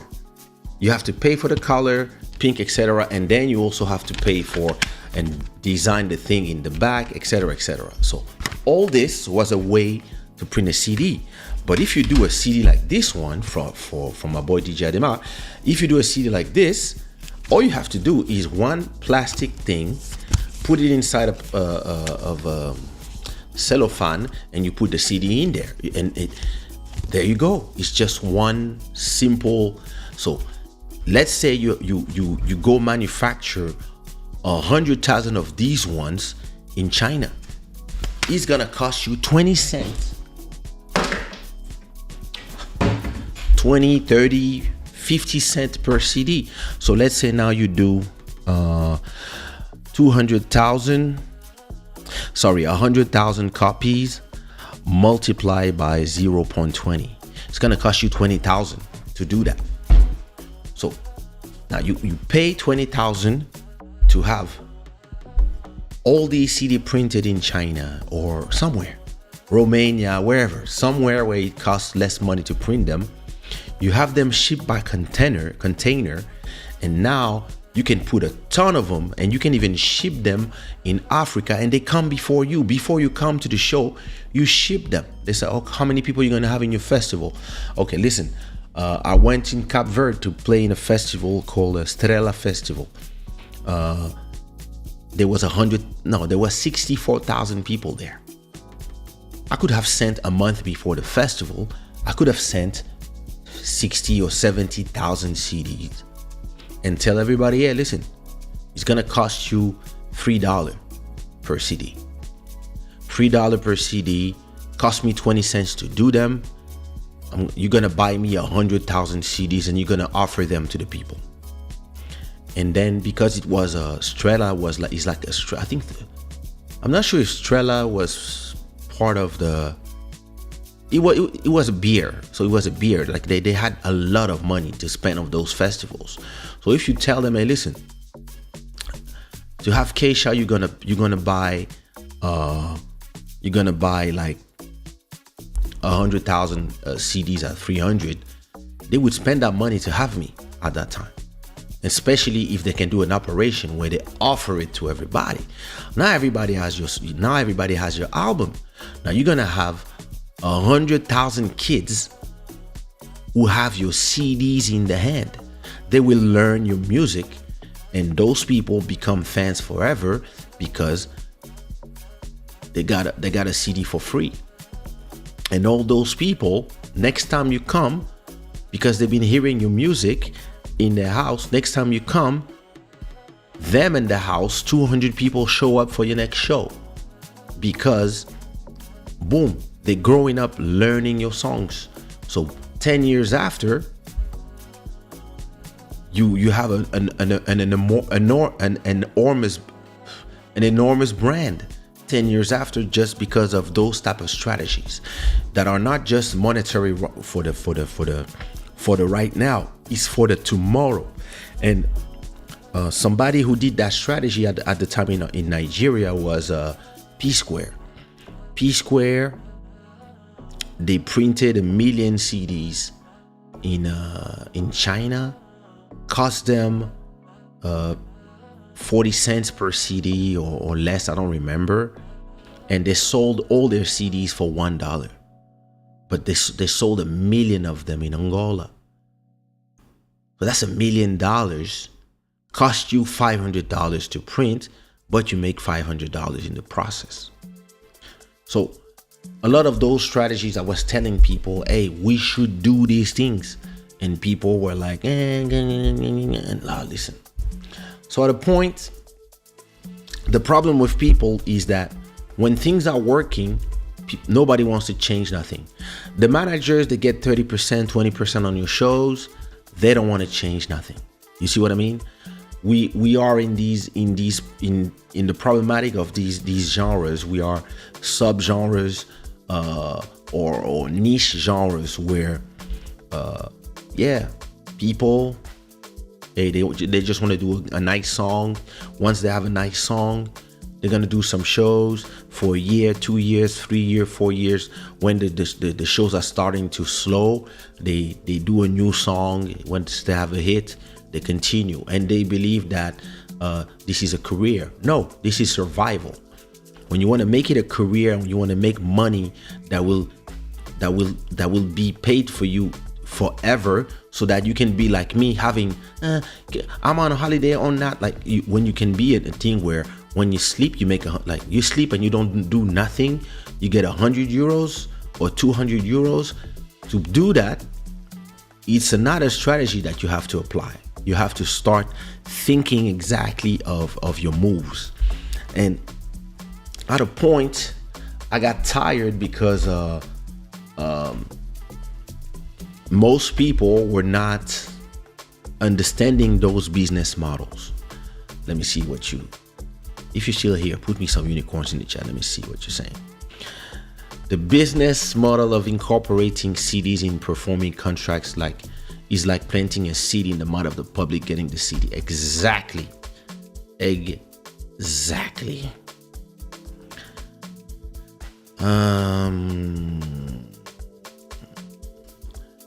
From a point of view, was it better to sell during your shows than in stores? It was not better. It was complementary. To me, it was like, hey, you can get it in the store or you can get it in the show. Or maybe you can get it for free if you come to the show. In anyhow you're paying something. Because I'm gonna incorporate the price of the CD inside of the ticket. So also, did you sell other merchandising? Yeah. hoodies, t-shirts.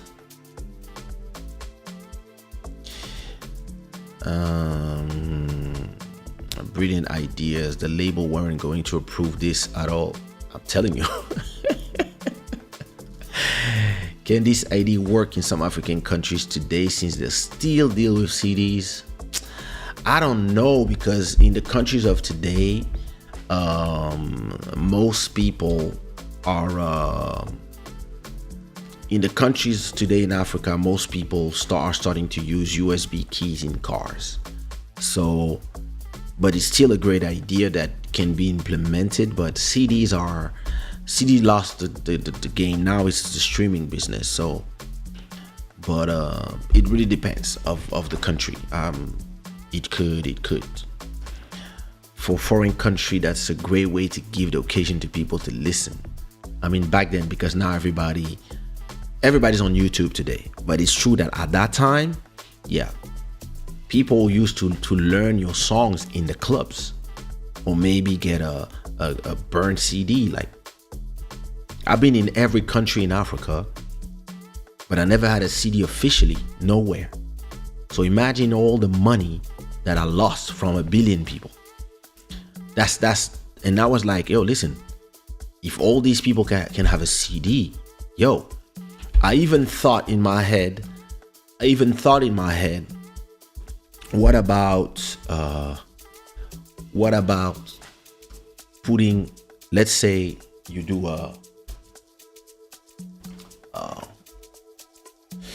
I don't have something that I can say. Okay.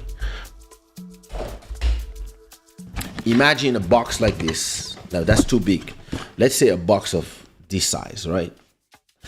Imagine in a box like this, you put a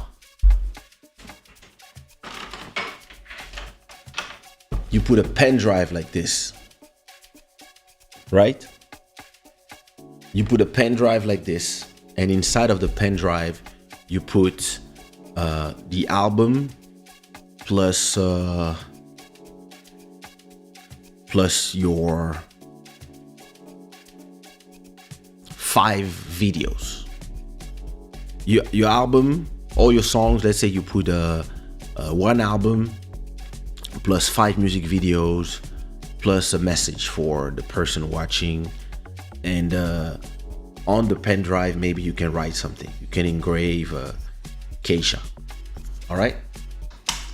Imagine you do that, and that's one thing you put in the box. Plus, you put a T-shirt in there. T-shirt in the box.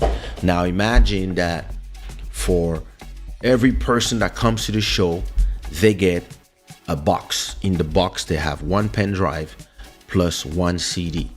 You can have companies in China build for you the box. Maybe it can be a white box or a black box, and inside they will do the pen drive plus the T-shirt and the whole thing. They can do it for $2. Now imagine you have you buy 1,000 of those for $2 each. Gonna cost you $2,000. Imagine if you make 1,000 per show. So you're gonna pay the whole your whole stock of those boxes. You're gonna pay them for 2 shows. $1,000 first show, another $1,000 second show. Boom. In this week, you did 2 shows. You pay for your 1,000 boxes. Now you have 1,000 boxes. If you are in the long game in terms of branding, you can go in every show, and every show you do, let's say you do small shows, 200 people in your shows. Every time you do a show, you can tell the people, hey, I'm offering 20 boxes, 30 boxes, or maybe I'm offering everybody 1 box, and in every box you give them 1 CD plus a T-shirt. Imagine what it is doing to the mind of the people, especially that after that they go to their computers, they put your pen drive, and boom, They now have access to your latest music videos, plus they can listen to your music. And maybe you can put in the thing a thing that links to your website, your shop, to the rest of your music, whatever. But in places where people have less access to the internet, so it's becoming less and less relevant. But back in the days, I'm talking 15 years ago, there was some genius moves. And listen, every time I would talk to people, they would be like, I don't know, blah, blah, blah. So, at a point, CDs became less and less relevant, and I went to the next operation. My next idea was, why don't we, instead of having people selling our shows and giving us a percentage? Because listen, when somebody sells your show, when somebody buys your show to the person that sells your show, it's all a question of percentage. Percentage, why? The person who sells your show, Olivier Dumou, that we just talked to earlier, used to sell a lot of my shows. When he would sell a show, he would get a percentage from the sale. So let's say he sell my show at 1,005. I get 1,000. The manager get 300, 350. He gets 150. It's all a game like this. And the people who buy your show, the clubs, they're gonna accept to pay 1,005 plus pay your ticket and pay your hotel. And in exchange, they hope that you will bring people to the club. So that's an exchange of, you bring me people, you give visibility to my club, you come, you do a flyer, etc. You send us photos to the flyer, you do a video thing, you talk about it on your Instagram. In exchange, we come. People come to my club. If it costs me 2,000 to make you come here, if I sell a bottle for 200, I just need to sell 10 bottles to pay your show. So if I have my few table of people who come, I have a few frappeurs that come, they all get like 3 bottles each. I have 10 tables like this with 3 bottles, 30 bottles, boom, I'm good. Now, if I sell the tickets to come to your show at $10, or 10 euros or whatever, I sell your ticket at $10, and you have 500 people coming to see you, that's $5,000. From these $5,000, I have to remove your cachet, that's $2,000. I have to remove how much it cost me to make you come, that's another, let's say 500, plane tickets, whatever, let's say 1,000, so that's 3,000. I still have 2,000, sorry. From those 2,000, I have to pay security, I have to pay the DJ, I have to pay whatever. Maybe I get a benefit of 1,005, but on top of the 500 people, all these people will come and go to the bar and get some drinks. So let's say I sell $2,000 of $10 drinks or $5 drinks from those 500 people.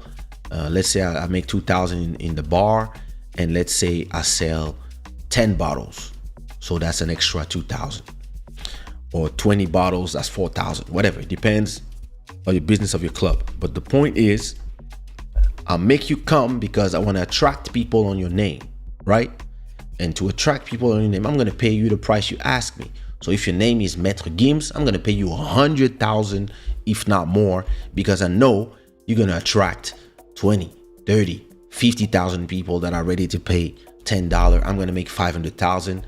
I can pay you 100,000. That's how the game works. And this is why I always tell artists, whatever you think you're worth emotionally in your head, it doesn't matter, because what matters is how much people you're going to bring. And if you want to make money, you got to ask yourself, hey, listen, if 50 people are coming to my every time I go perform, I only get 50 people and they pay 10, it means I'm generating 500. So if I'm only generating 500, nobody's gonna pay me 1,000. This is just market, offer, demand, etc.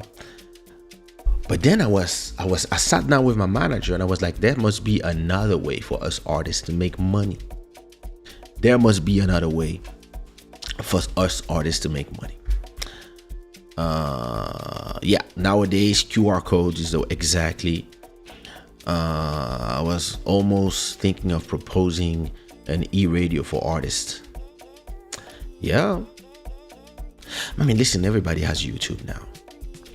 Have people go around the city to get people to scan the QR code with their smartphone, which will be taking them straight to your music. Is a great way for you to use.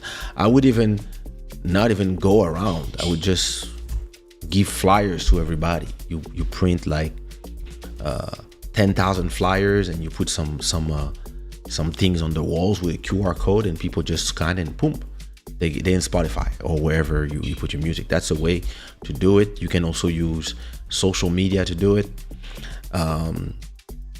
There's a lot of ways. But as I was telling you, I sat down with my manager at that time and I told her, Guylaine, listen, I'm really thinking that we should start, instead of getting paid. So let's say, listen, I'll give you the breakdown, right? Let's say you have a club that is willing to pay you 1,000 because they know that you're going to bring at least 200 people. But they're still taking a risk because if you only bring 100 people or 50 people, they don't make money, right? But let's say your price is 1,000, but you bring 5,000 people. Now you're getting screwed in a way. I mean, you're not getting screwed because you asked for 1,000. They're giving you your 1,000. They get 5,000 entries at $10. They make $50K, and all they have to pay you is 1,000. Yeah, here's your money.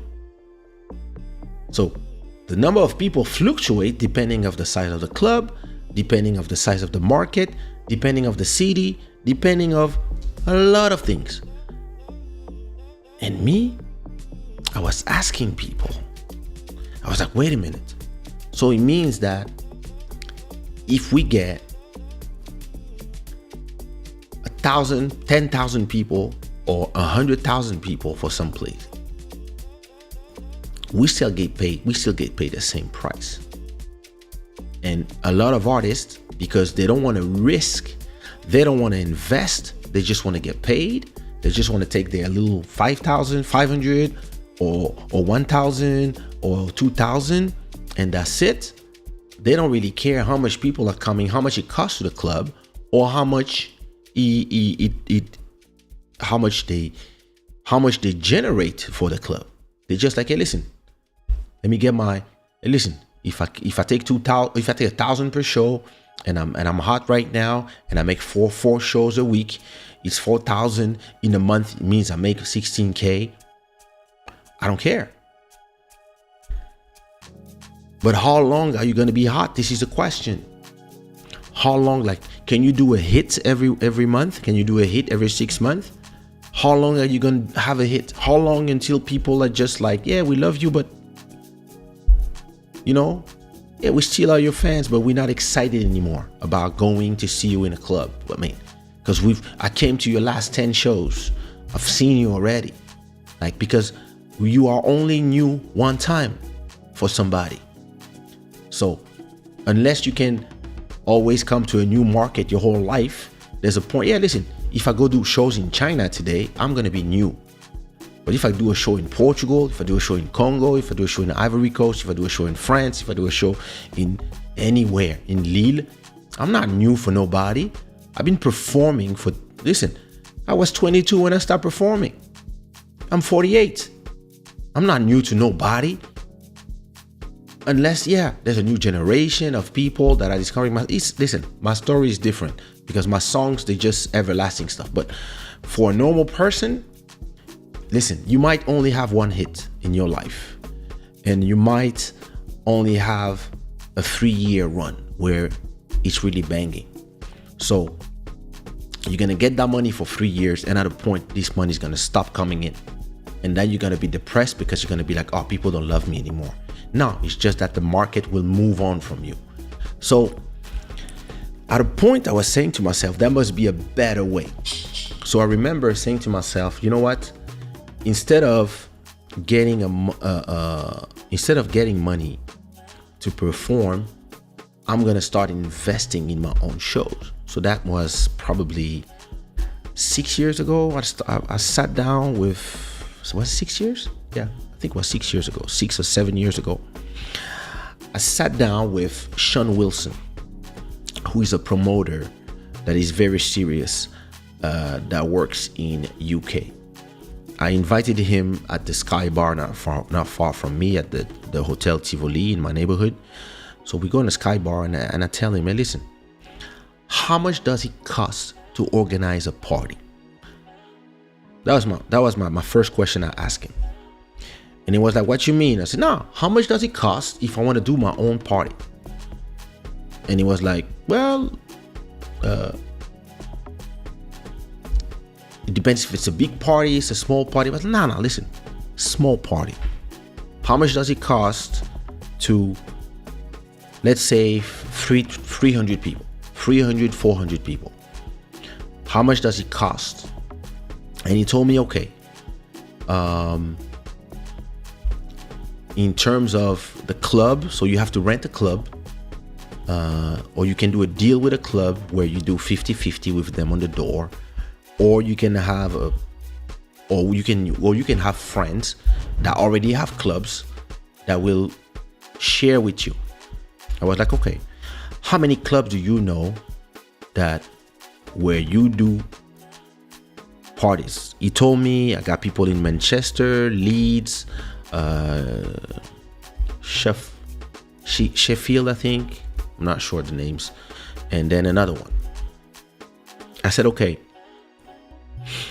how much would it cost to organize a tour of Kaysha in the UK? So he was like, we have to pay for, so he told me, clubs, I have friends that have clubs. So, or friends that are already doing their own parties in clubs. So we can do 50-50 with them. I said, okay, what if instead of them paying me a cachet to come, they would just, I would invest the money, and I'm paying the cachet of the artist, since I'm the artist. So I'm paying myself. So I'm not spending no money. It's just like when I sponsor myself, it doesn't cost me money, but it's free publicity for Shada wear. So I'm doing the same thing. I'm like, okay, what if I'm gonna pay for my plane tickets?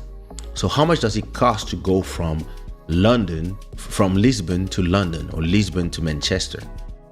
It was like, listen, if we do the tour in 4 months, you can book the tickets now for $60, $80. I was like, okay. So if I book the tickets now, once I'm in, so travel, come and go is gonna cost me, let's say 100. Then maybe let's add another 100 for trains between the cities. Now let's add 4 hotel rooms of a good quality. Let's say it's gonna be like 80 per room, so 100, 320. So that's 500 investment. Now we have to pay for the security, let's say another 500 for a group of 5 security, then a DJ, maybe the club is paying for the DJ. Okay, the club is paying for the DJ, and so we divide the expenses. Let's say to make Kaysha come somewhere, it costs, if you remove the cachet, let's say it costs $1,000. $1,000 to organize a party, a good party, pay for the flyers, pay for this, pay for that. Okay. I tell them, okay, I'm going to spend 50% of that money. With the money I'm making from streaming revenue, I'm going to give you $500 to organize a party for me. Plus, you organize 4 of them. So we're going to have the same team of security travel with us in 4 different places. So instead of paying them like 4 different times, we're going to buy a pack for 4 days. And same thing for the DJ. We're going to get a DJ plus the resident DJ. We're going to pay him for 4 CDs. And we're going to have a tour. We're going to organize a tour. And it's going to cost us maybe $2,000 in total. I'm going to pay $1,000. And all these clubs are going to pay the other $1,000 divided by 4 because it's 4 clubs. So that's $250 each. And then, because it's going to cost them literally nothing to have me, they're going to give me 50% of every ticket. And so in total, we had 2,000 people. We did a tour. So first of all, flyers. You guys don't forget something. I'm a graphist myself. I know how to graphic design. So I made my flyers myself going to a site called Elements. So if you search flyers, graphic templates, there you go. So if you go, you look for flyers, right? Let's say you can take a, let me see a good flyer. You can take a flyer like this one, right? You can take a flyer like this one and you replace fashion show by Kaysha, name of the place, and you put your photo here. You remove this photo and you put your photo here. Takes you 10 minutes. So you download 4 of these things in this website and you turn these into your own flyers. And that's exactly what I did. So I said, listen, graphic design is going to cost us $0 because I'm going to do all 4 flyers for the whole tour. Promotion, I'm going to use my own Instagram, Facebook, etc., to promote. And everybody's going to come. I mean, we'll see if people come, but we're going to do these 4 CDs. And in total, it cost me $500 of investment. And I traveled for, 4 days. And when I came back, I think I had 6,000. So let's say I performed at 1,000 and I did those 4 shows in small clubs. They probably would have asked me to sing at 800 because they were small clubs. So I would have made 1,800 per show. That's 1,006. 1,006. That's 3,000 and something. But I came back from that tour with 6,000. 6,000 just because I invested in my own thing. And it was not really a money thing. What was important for me was the fact that for the first time I took control of my destiny, took control of performing, because the problem of performing is you are the prey of the people who decide if you're going to perform or not. The people, if they say, oh, he's old.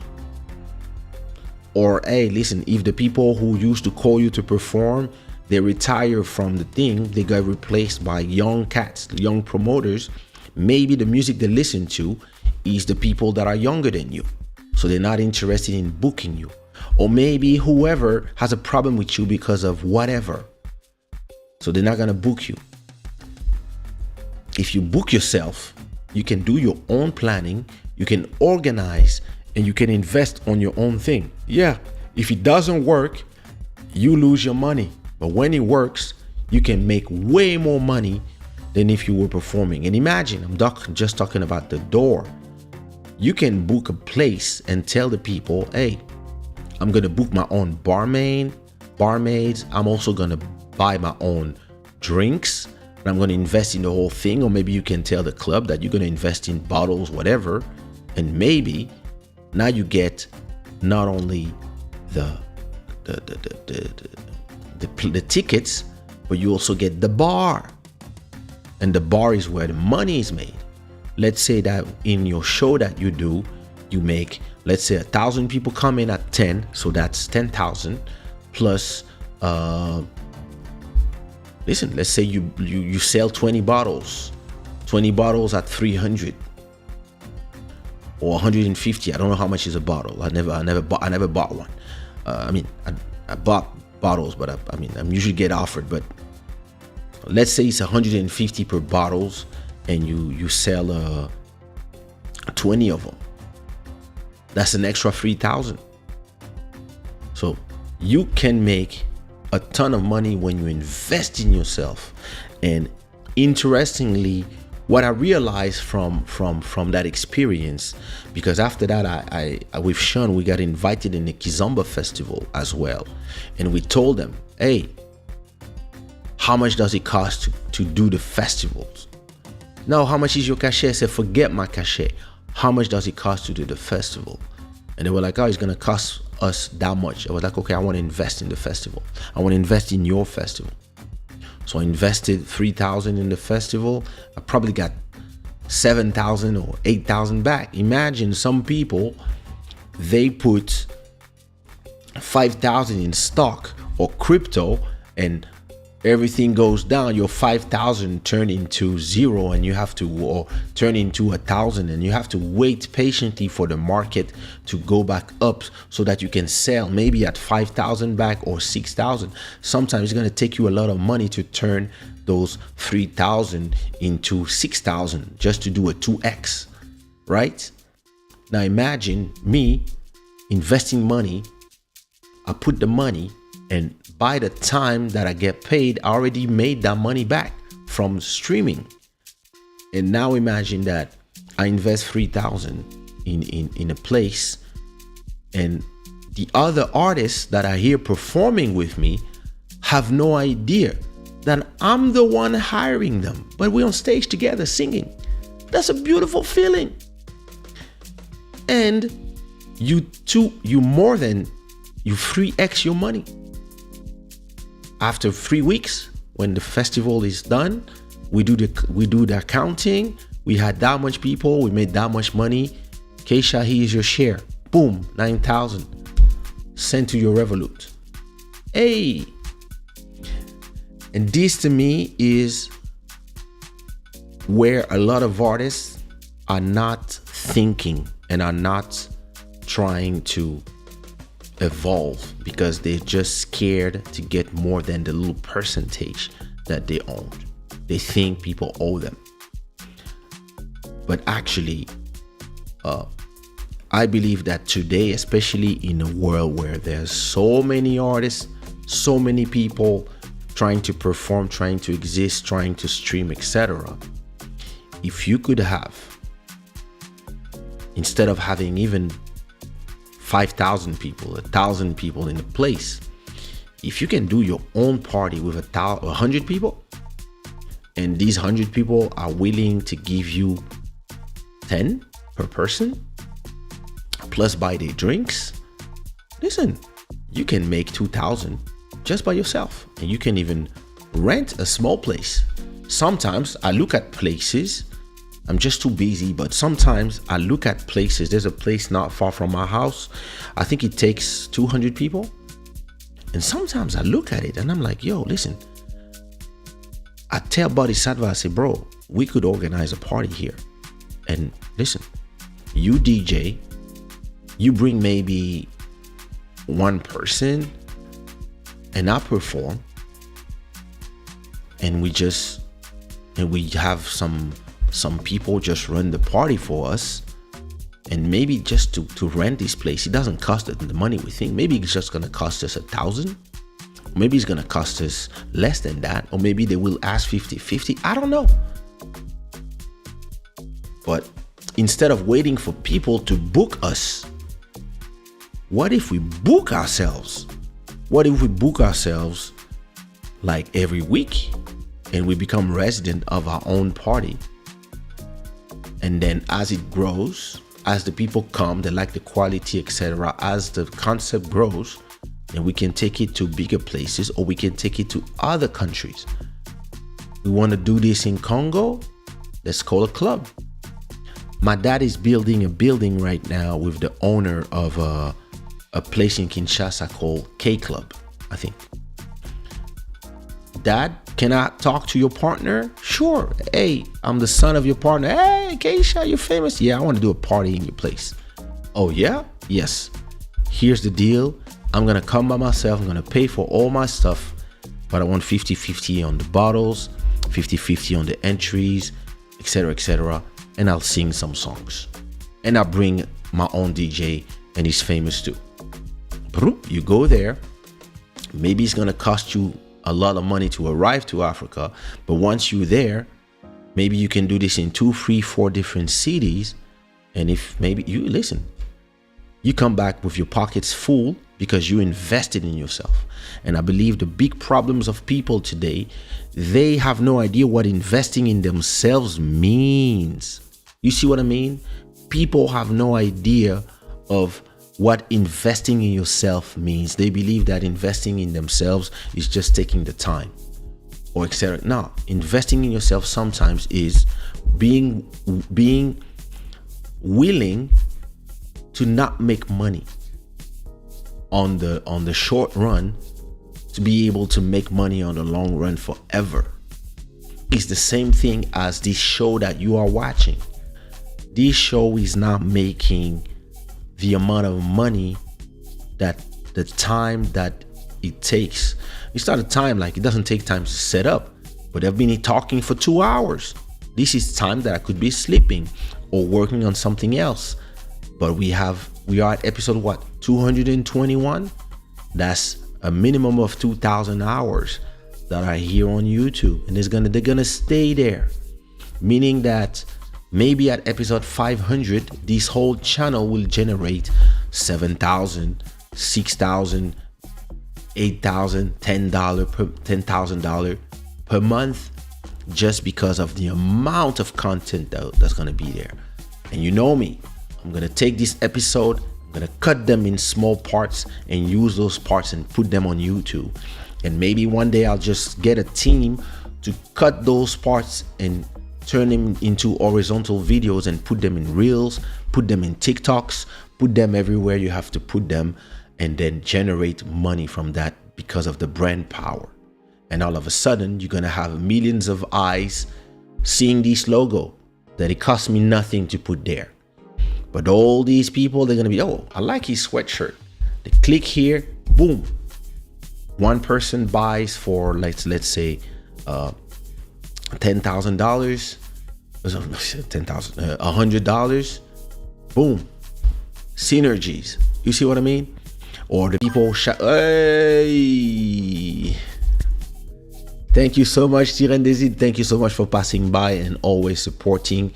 Our stream royalty is here. Everybody put some unicorns in the chat for Tirendezid. Thank you so much. I know you're busy these days, but thank you for always coming back. So you see, a lot of times when I talk to artists and I give them those ideas, they look at me like, oh, it's complicating my life. And instead of taking 500 that they earn from one show, let's say you do 10 shows and you sell your show at 500, you made 5,000. You can take 500, use those 500 to invest in a show, a party. You don't have to do it for all your shows. From time to time, you're gonna tell a promoter, I want to invest on this one, and boom, you invest.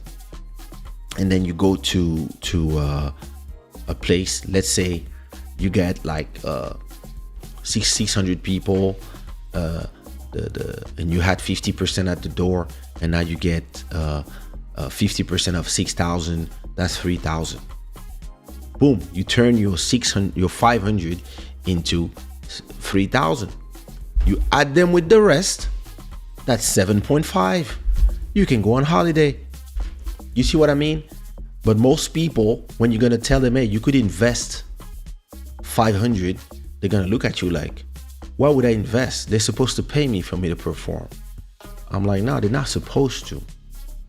It's just a certain type of business based on everybody exploiting us. But what if, as artists, we were just investing in each other? And people are too scared to invest in other artists because they don't want an artist to be in front of them. They're like, nah, I wouldn't invest in you. And me, I'm like, you guys don't make no sense. Imagine if all the Kizomba artists owned one YouTube channel. And in that one YouTube channel, you had everything from Kaysha to Nelson Freitas to George to Siquat Pedro to this to that to da. Imagine if you had one YouTube channel with all of us and we all own the channel. And everybody can put whatever they want in the channel. And Club Shada would be part of that channel and whatever. And the shows of everybody would be in that channel. And we would have a CEO that runs the channel. And that channel, instead of generating 3,000 like this one every month, would probably be generating, I don't know, 50,000. Just because of the number of videos that would be there. Now, if we generate 50,000 every month, and it belongs to all of us as a consortium, we can now say, hey, whenever one of us release an album, the channel will invest in us, I don't know, 20,000 to shoot 5 videos for this new album. Plus this, plus that. And we're gonna invest in, hey, X is doing a show.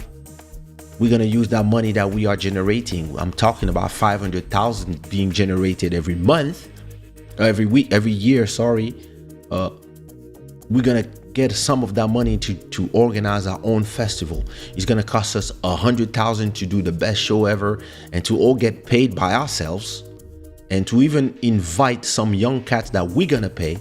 It's gonna cost us 100,000 that comes from our big YouTube channel, and maybe our festival is gonna generate, I don't know, 10,000 sales, and it's gonna bring 200,000. And it's 10 of us, the 10 biggest artists. We're gonna divide the 200,000 that he brought us into 20,000 each, and boom. And then we're gonna use all that money to bring some more content that will go to our channel. But sadly, everybody is an individualist, and everybody, they love my ideas because those ideas is something I told to the 10 best artists of this space. I told them we should do this. I told them this in 2009, I think, in 2008. And you know what everybody told me? I don't want to work with this, or me, I don't like that guy. I was like, I don't care who you like. It's about vision for the future. It's about, if we had a channel that was generating 50,000, we could go talk to the clubs and say, hey, we, all 10 of us, we don't accept no cachet from nobody. When we sing somewhere, we want 50% of the door because we invest in the party. Or you know what? We renting your whole club. We renting your club. We paying on that night where we perform. We rent the whole club. We pay for everything. And then we have our channel paying. So every show we do, instead of generating a cachet of 2,000, 3,000, whatever your price is, you get like, I don't know, 15,000 from one night. And you put that money back inside of a consortium. And of course, at the end of every year, we see how much money we paid, we invested in different projects, and how much money came in. Let's say we generated 500,000 and we invested 300. There's 200,000 left, and of top of benefit, we did maybe 300,000. So that's 500,000 divided in all of us. That's 50,000 for this year for everybody, on top of your shows, your this, your that, plus your sales. So when you do an album, you have like the fans of everybody in the channel. So instead of having like 200,000 subscribers like this channel soon, you might have 2 million subscribers. And when you put your song, it's on top of 2 million people. When I used to tell them this, everybody was there. I don't know. And then you know who did it? Bruno, that from Club Shada, Bruno Musica, who created this channel, Mais Kizomba, white guy who just loved music. He created his channel, Mais Kizomba, where he put all the videos for everybody. His channel now has 1 million subscribers and he's generating this money. And then you know who came to cry to me, tell me, oh, white people are stealing our music, they're using us, they're exploiting us. Those same motherfuckers that gave the idea 10 years before, they came to cry to me after. And you know what I did? I defended Bruno. He can tell you, I mean, it's not here, it's slipping, but he will put a comment when he sees this. Bruno was like, hey, I just love music, so, you know, I did a channel and it exploded. It became the biggest Kizomba channel ever. And imagine if you took Kaysha, Nelson Freitas, Sequat Pero, George, Thor, Mika Mendes, Looney Johnson, Elisio, Marcia,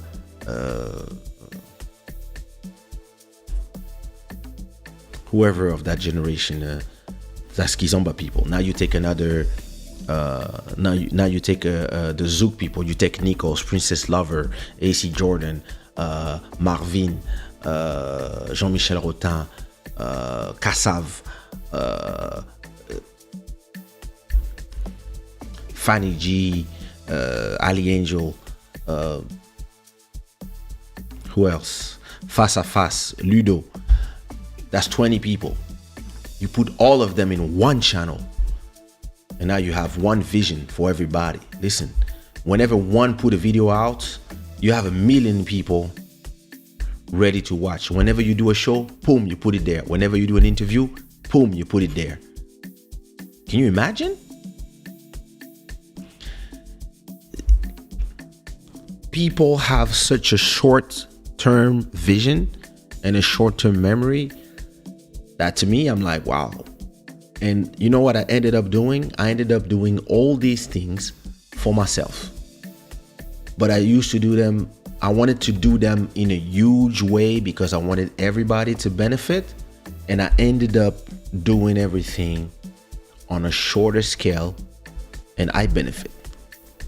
I sometimes I'm bored or I feel like, hey, I haven't been in X CD for a long time.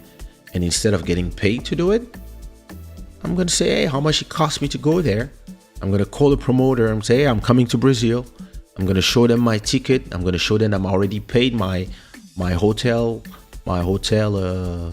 thing. And I'm going to tell them, hey, listen, we can do it 2 ways. Either you pay me X per show and we try to do 4 or 5 CDs here. And this pays my holiday, reimburse whatever I paid plus X. Or if I really want to have fun, I'm just going to be like, hey, listen, I really want to do a tour. I'm on business mode. Let's organize 3-4 parties in 3-4 different big cities in Brazil. And I want 50% of the revenue. As you wish, I propose those things. And a lot of promoters, what scares them a lot of times is just to make you come from far away for nothing.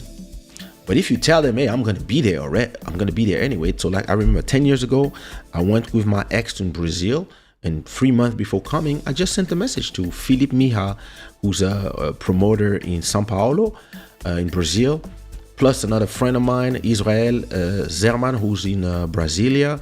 And I told them, hey guys, I'm going to be in Brazil for 10 days and I'm going to be with my girlfriend. So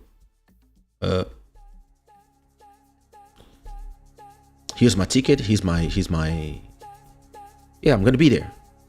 I already paid my ticket. Here's the reservation from my hotel. If anybody wants me so I think to go there, it cost us $2,000. Plane tickets plus hotel. 10 days of a hotel. It cost us $3,000, I think. And I told everybody, hey, listen, since I'm gonna be there and I'm just gonna be on holiday and I'm gonna have nothing to do, you know what? I'm gonna charge 1,000 per show. And you guys are gonna organize show. I know you guys have clubs, so let's organize in your club, Philip, and let's organize in your club, the Israel, and find me 2 other guys. And those guys, let's charge them 1,005. You take 500 because you book for me, and I take 1,000. And maybe if we can do another, a fifth one, there you go. In the end, it cost me 3,000 to go to Brazil.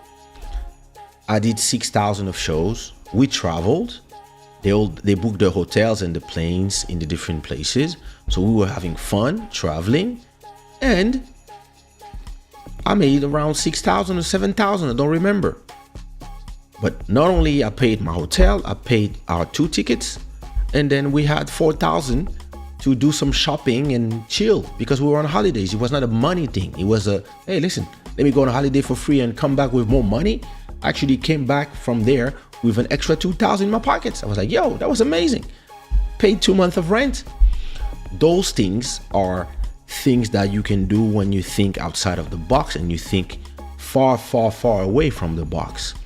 The problem to me is that most people you talk to in this business are the inside of the box, way off. They're inside in the middle of the box exactly. They're like, oh no, what, you want to go outside the box? Are you crazy? I'm like, that's where the money is, guys. Listen, it is what it is.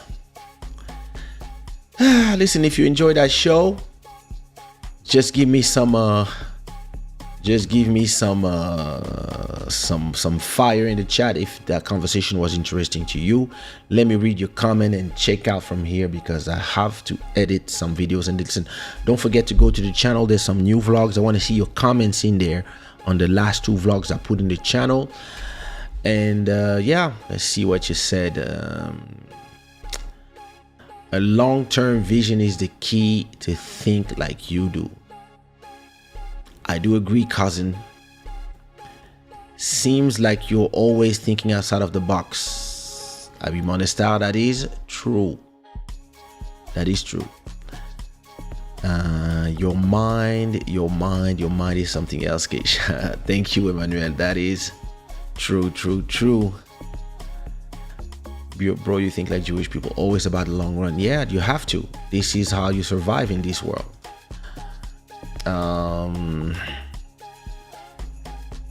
Siren Desil, thank you so much. Thank you. I like when Rosa is here. Long time. You see, you didn't fall asleep. King K, the man from the future, always understand and see things from another perspective. You are too difficult to be understood by low spiritual humans. Blessing. You know what? Listen, I fully agree with that. And this is what caused me a lot of frustration until I understood. But the thing is when you're humble, you don't want to see yourself as better than others. But at a point, you have to accept that. You have to accept that you might be different and you might see things that they don't see. Like you might have like that X-ray vision when you see way further than the walls. And a lot of people, they just see inside of the walls. Oh, listen, they do. Damn, that would be fire. Plus people, for example, who know Kaysha but not secret people can discover that. Listen, this is the point of this whole channel. Look, let me show you this channel. You know, when I started my channel, I could have done so this is my channel, right? When I started this channel, I could have done different channels for different artists that were signed on my label. But because I was the bigger artist, what I did, I created, so let me go on the playlist called Sushiraw Music. In music videos, right? Not only I have my videos with body, but look, I put videos from guys like Kadu, who's somebody that I produce some of his songs. I put the videos from G Spark, for example, that is somebody that I produce some of his tracks. I put videos from, of course, my videos, but I also use that channel to put, for example, videos for AC Jordan, for example. You see what I mean? I decided to use my channel to push smaller artists and use Sumia. You see what I mean? 1 million views here. I use my channel for everybody. Look at this. Taina Malsantois, 3.5 million views. You see what I mean? I and more. Mika Mendes, Dimension. Everything that had to do with me, I put them in one channel, for which was the Sushiraw Kaysha channel, and everybody benefited from my power back then. That's what I did as a content owner and business owner. I was not like, oh, you guys go build your brands. I was like, nah, let's build each other's brand together, and whenever I sign somebody, they're gonna bring their fans to all of us, and then we synergize everything together. The only problem is, for this you must have people who think like you, and if you want to bring it to something bigger, you're gonna also have to understand that you're gonna have all the egos, and that's exactly what happened. I had all the egos from the Nicoles, the everybody, the whatever, like. And this is how it is. Like, you know, like you understand that not everybody is on your level of perception. Just perception. It's not a question of being better than people. It's just perception. Not everybody has that level of perception. So some people will be interested in, I want to be number one. Like when you talk to a Siquat Pedro or Nicoles, they want to be number one. That's all they care. And you're like, yeah, but you know, what about it? And it's not something that you can. It's not something that is bad. It's just something that contradicts your vision of what we got to do. So they're gonna be thinking of being number one more importantly than doing something and working together. And they're gonna see other people as competition. So they're gonna be like, why would I side with the competition?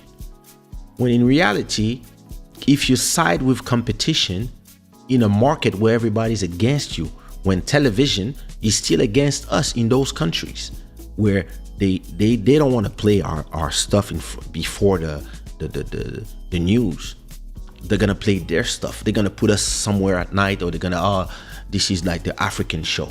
No, I'm European. I have a French passport. My music should play the same way as everything else.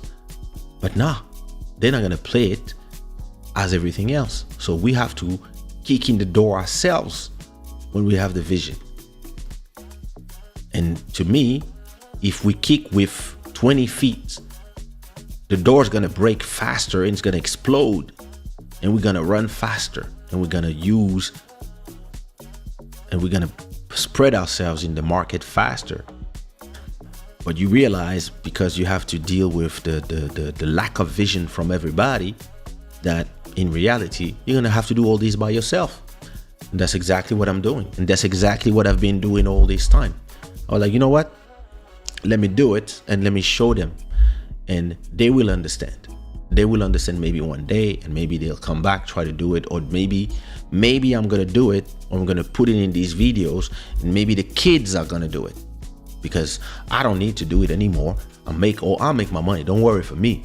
But a lot of the people that are proposed to do those things 10, 20 years ago, right now, They're all calling me to cry because, oh, I don't have shows, I don't have money, I don't have education, I don't have nothing else than music, and music doesn't bring money anymore. So I'm forced to sing in places where they pay me $400 to sing in a restaurant, and while I'm singing, people are busy eating, so they don't even care about me. And I feel like, damn, I used to be a superstar. And I'm like, I used to be a superstar as well, but to me, it was never the goal. The goal was the vision. The goal is what you do after. You use stardom to push somewhere else. Those people, they are pushing to become stars. Listen, I never cared about fame. Listen, I love walking in my neighborhood, and I know some people know me, but I love the fact that nobody knows me in my neighborhood.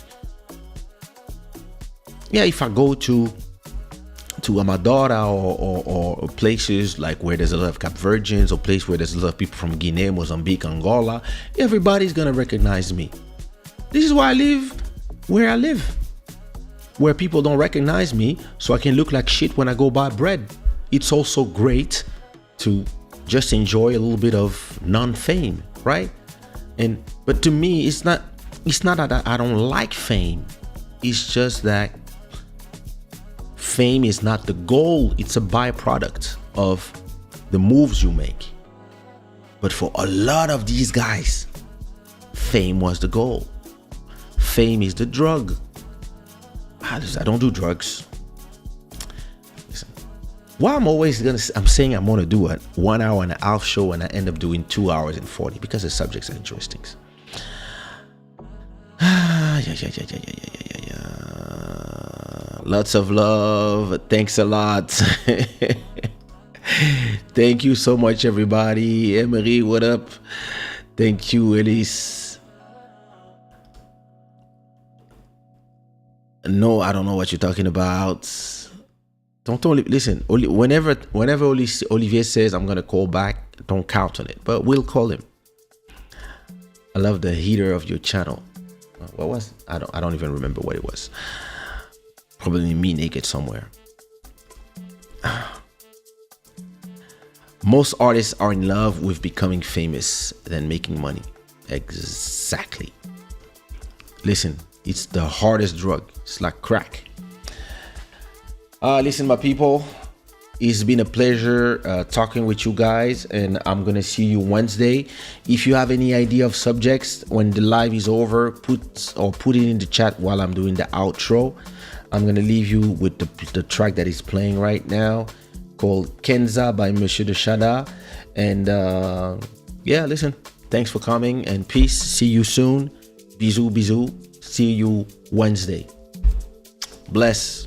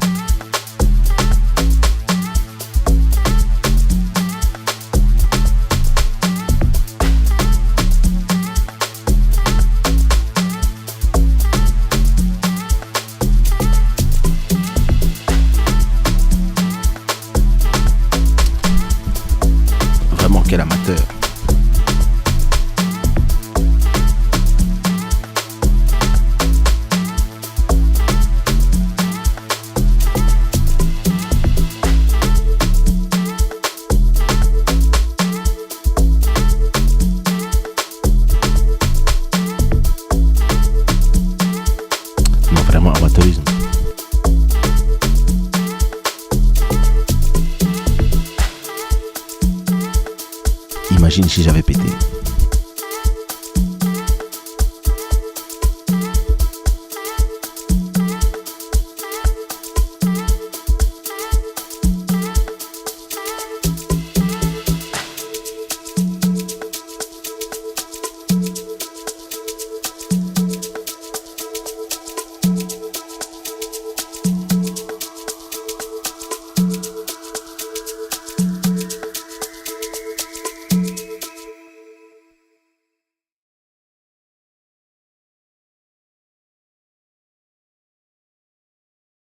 Non mais imagine quoi.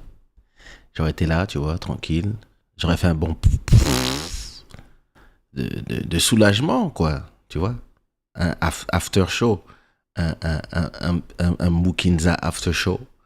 Et puis, pouf. Et puis en fait, tu te rends compte que le mic est on parce que à ce moment-là, tu l'entends dans ton micro, tu entends. Et là, tu te dis, eh bien, bon, bah, the mic was on. Ah, oh, vraiment, quelle souffrance. Shada gang, bonne nuit.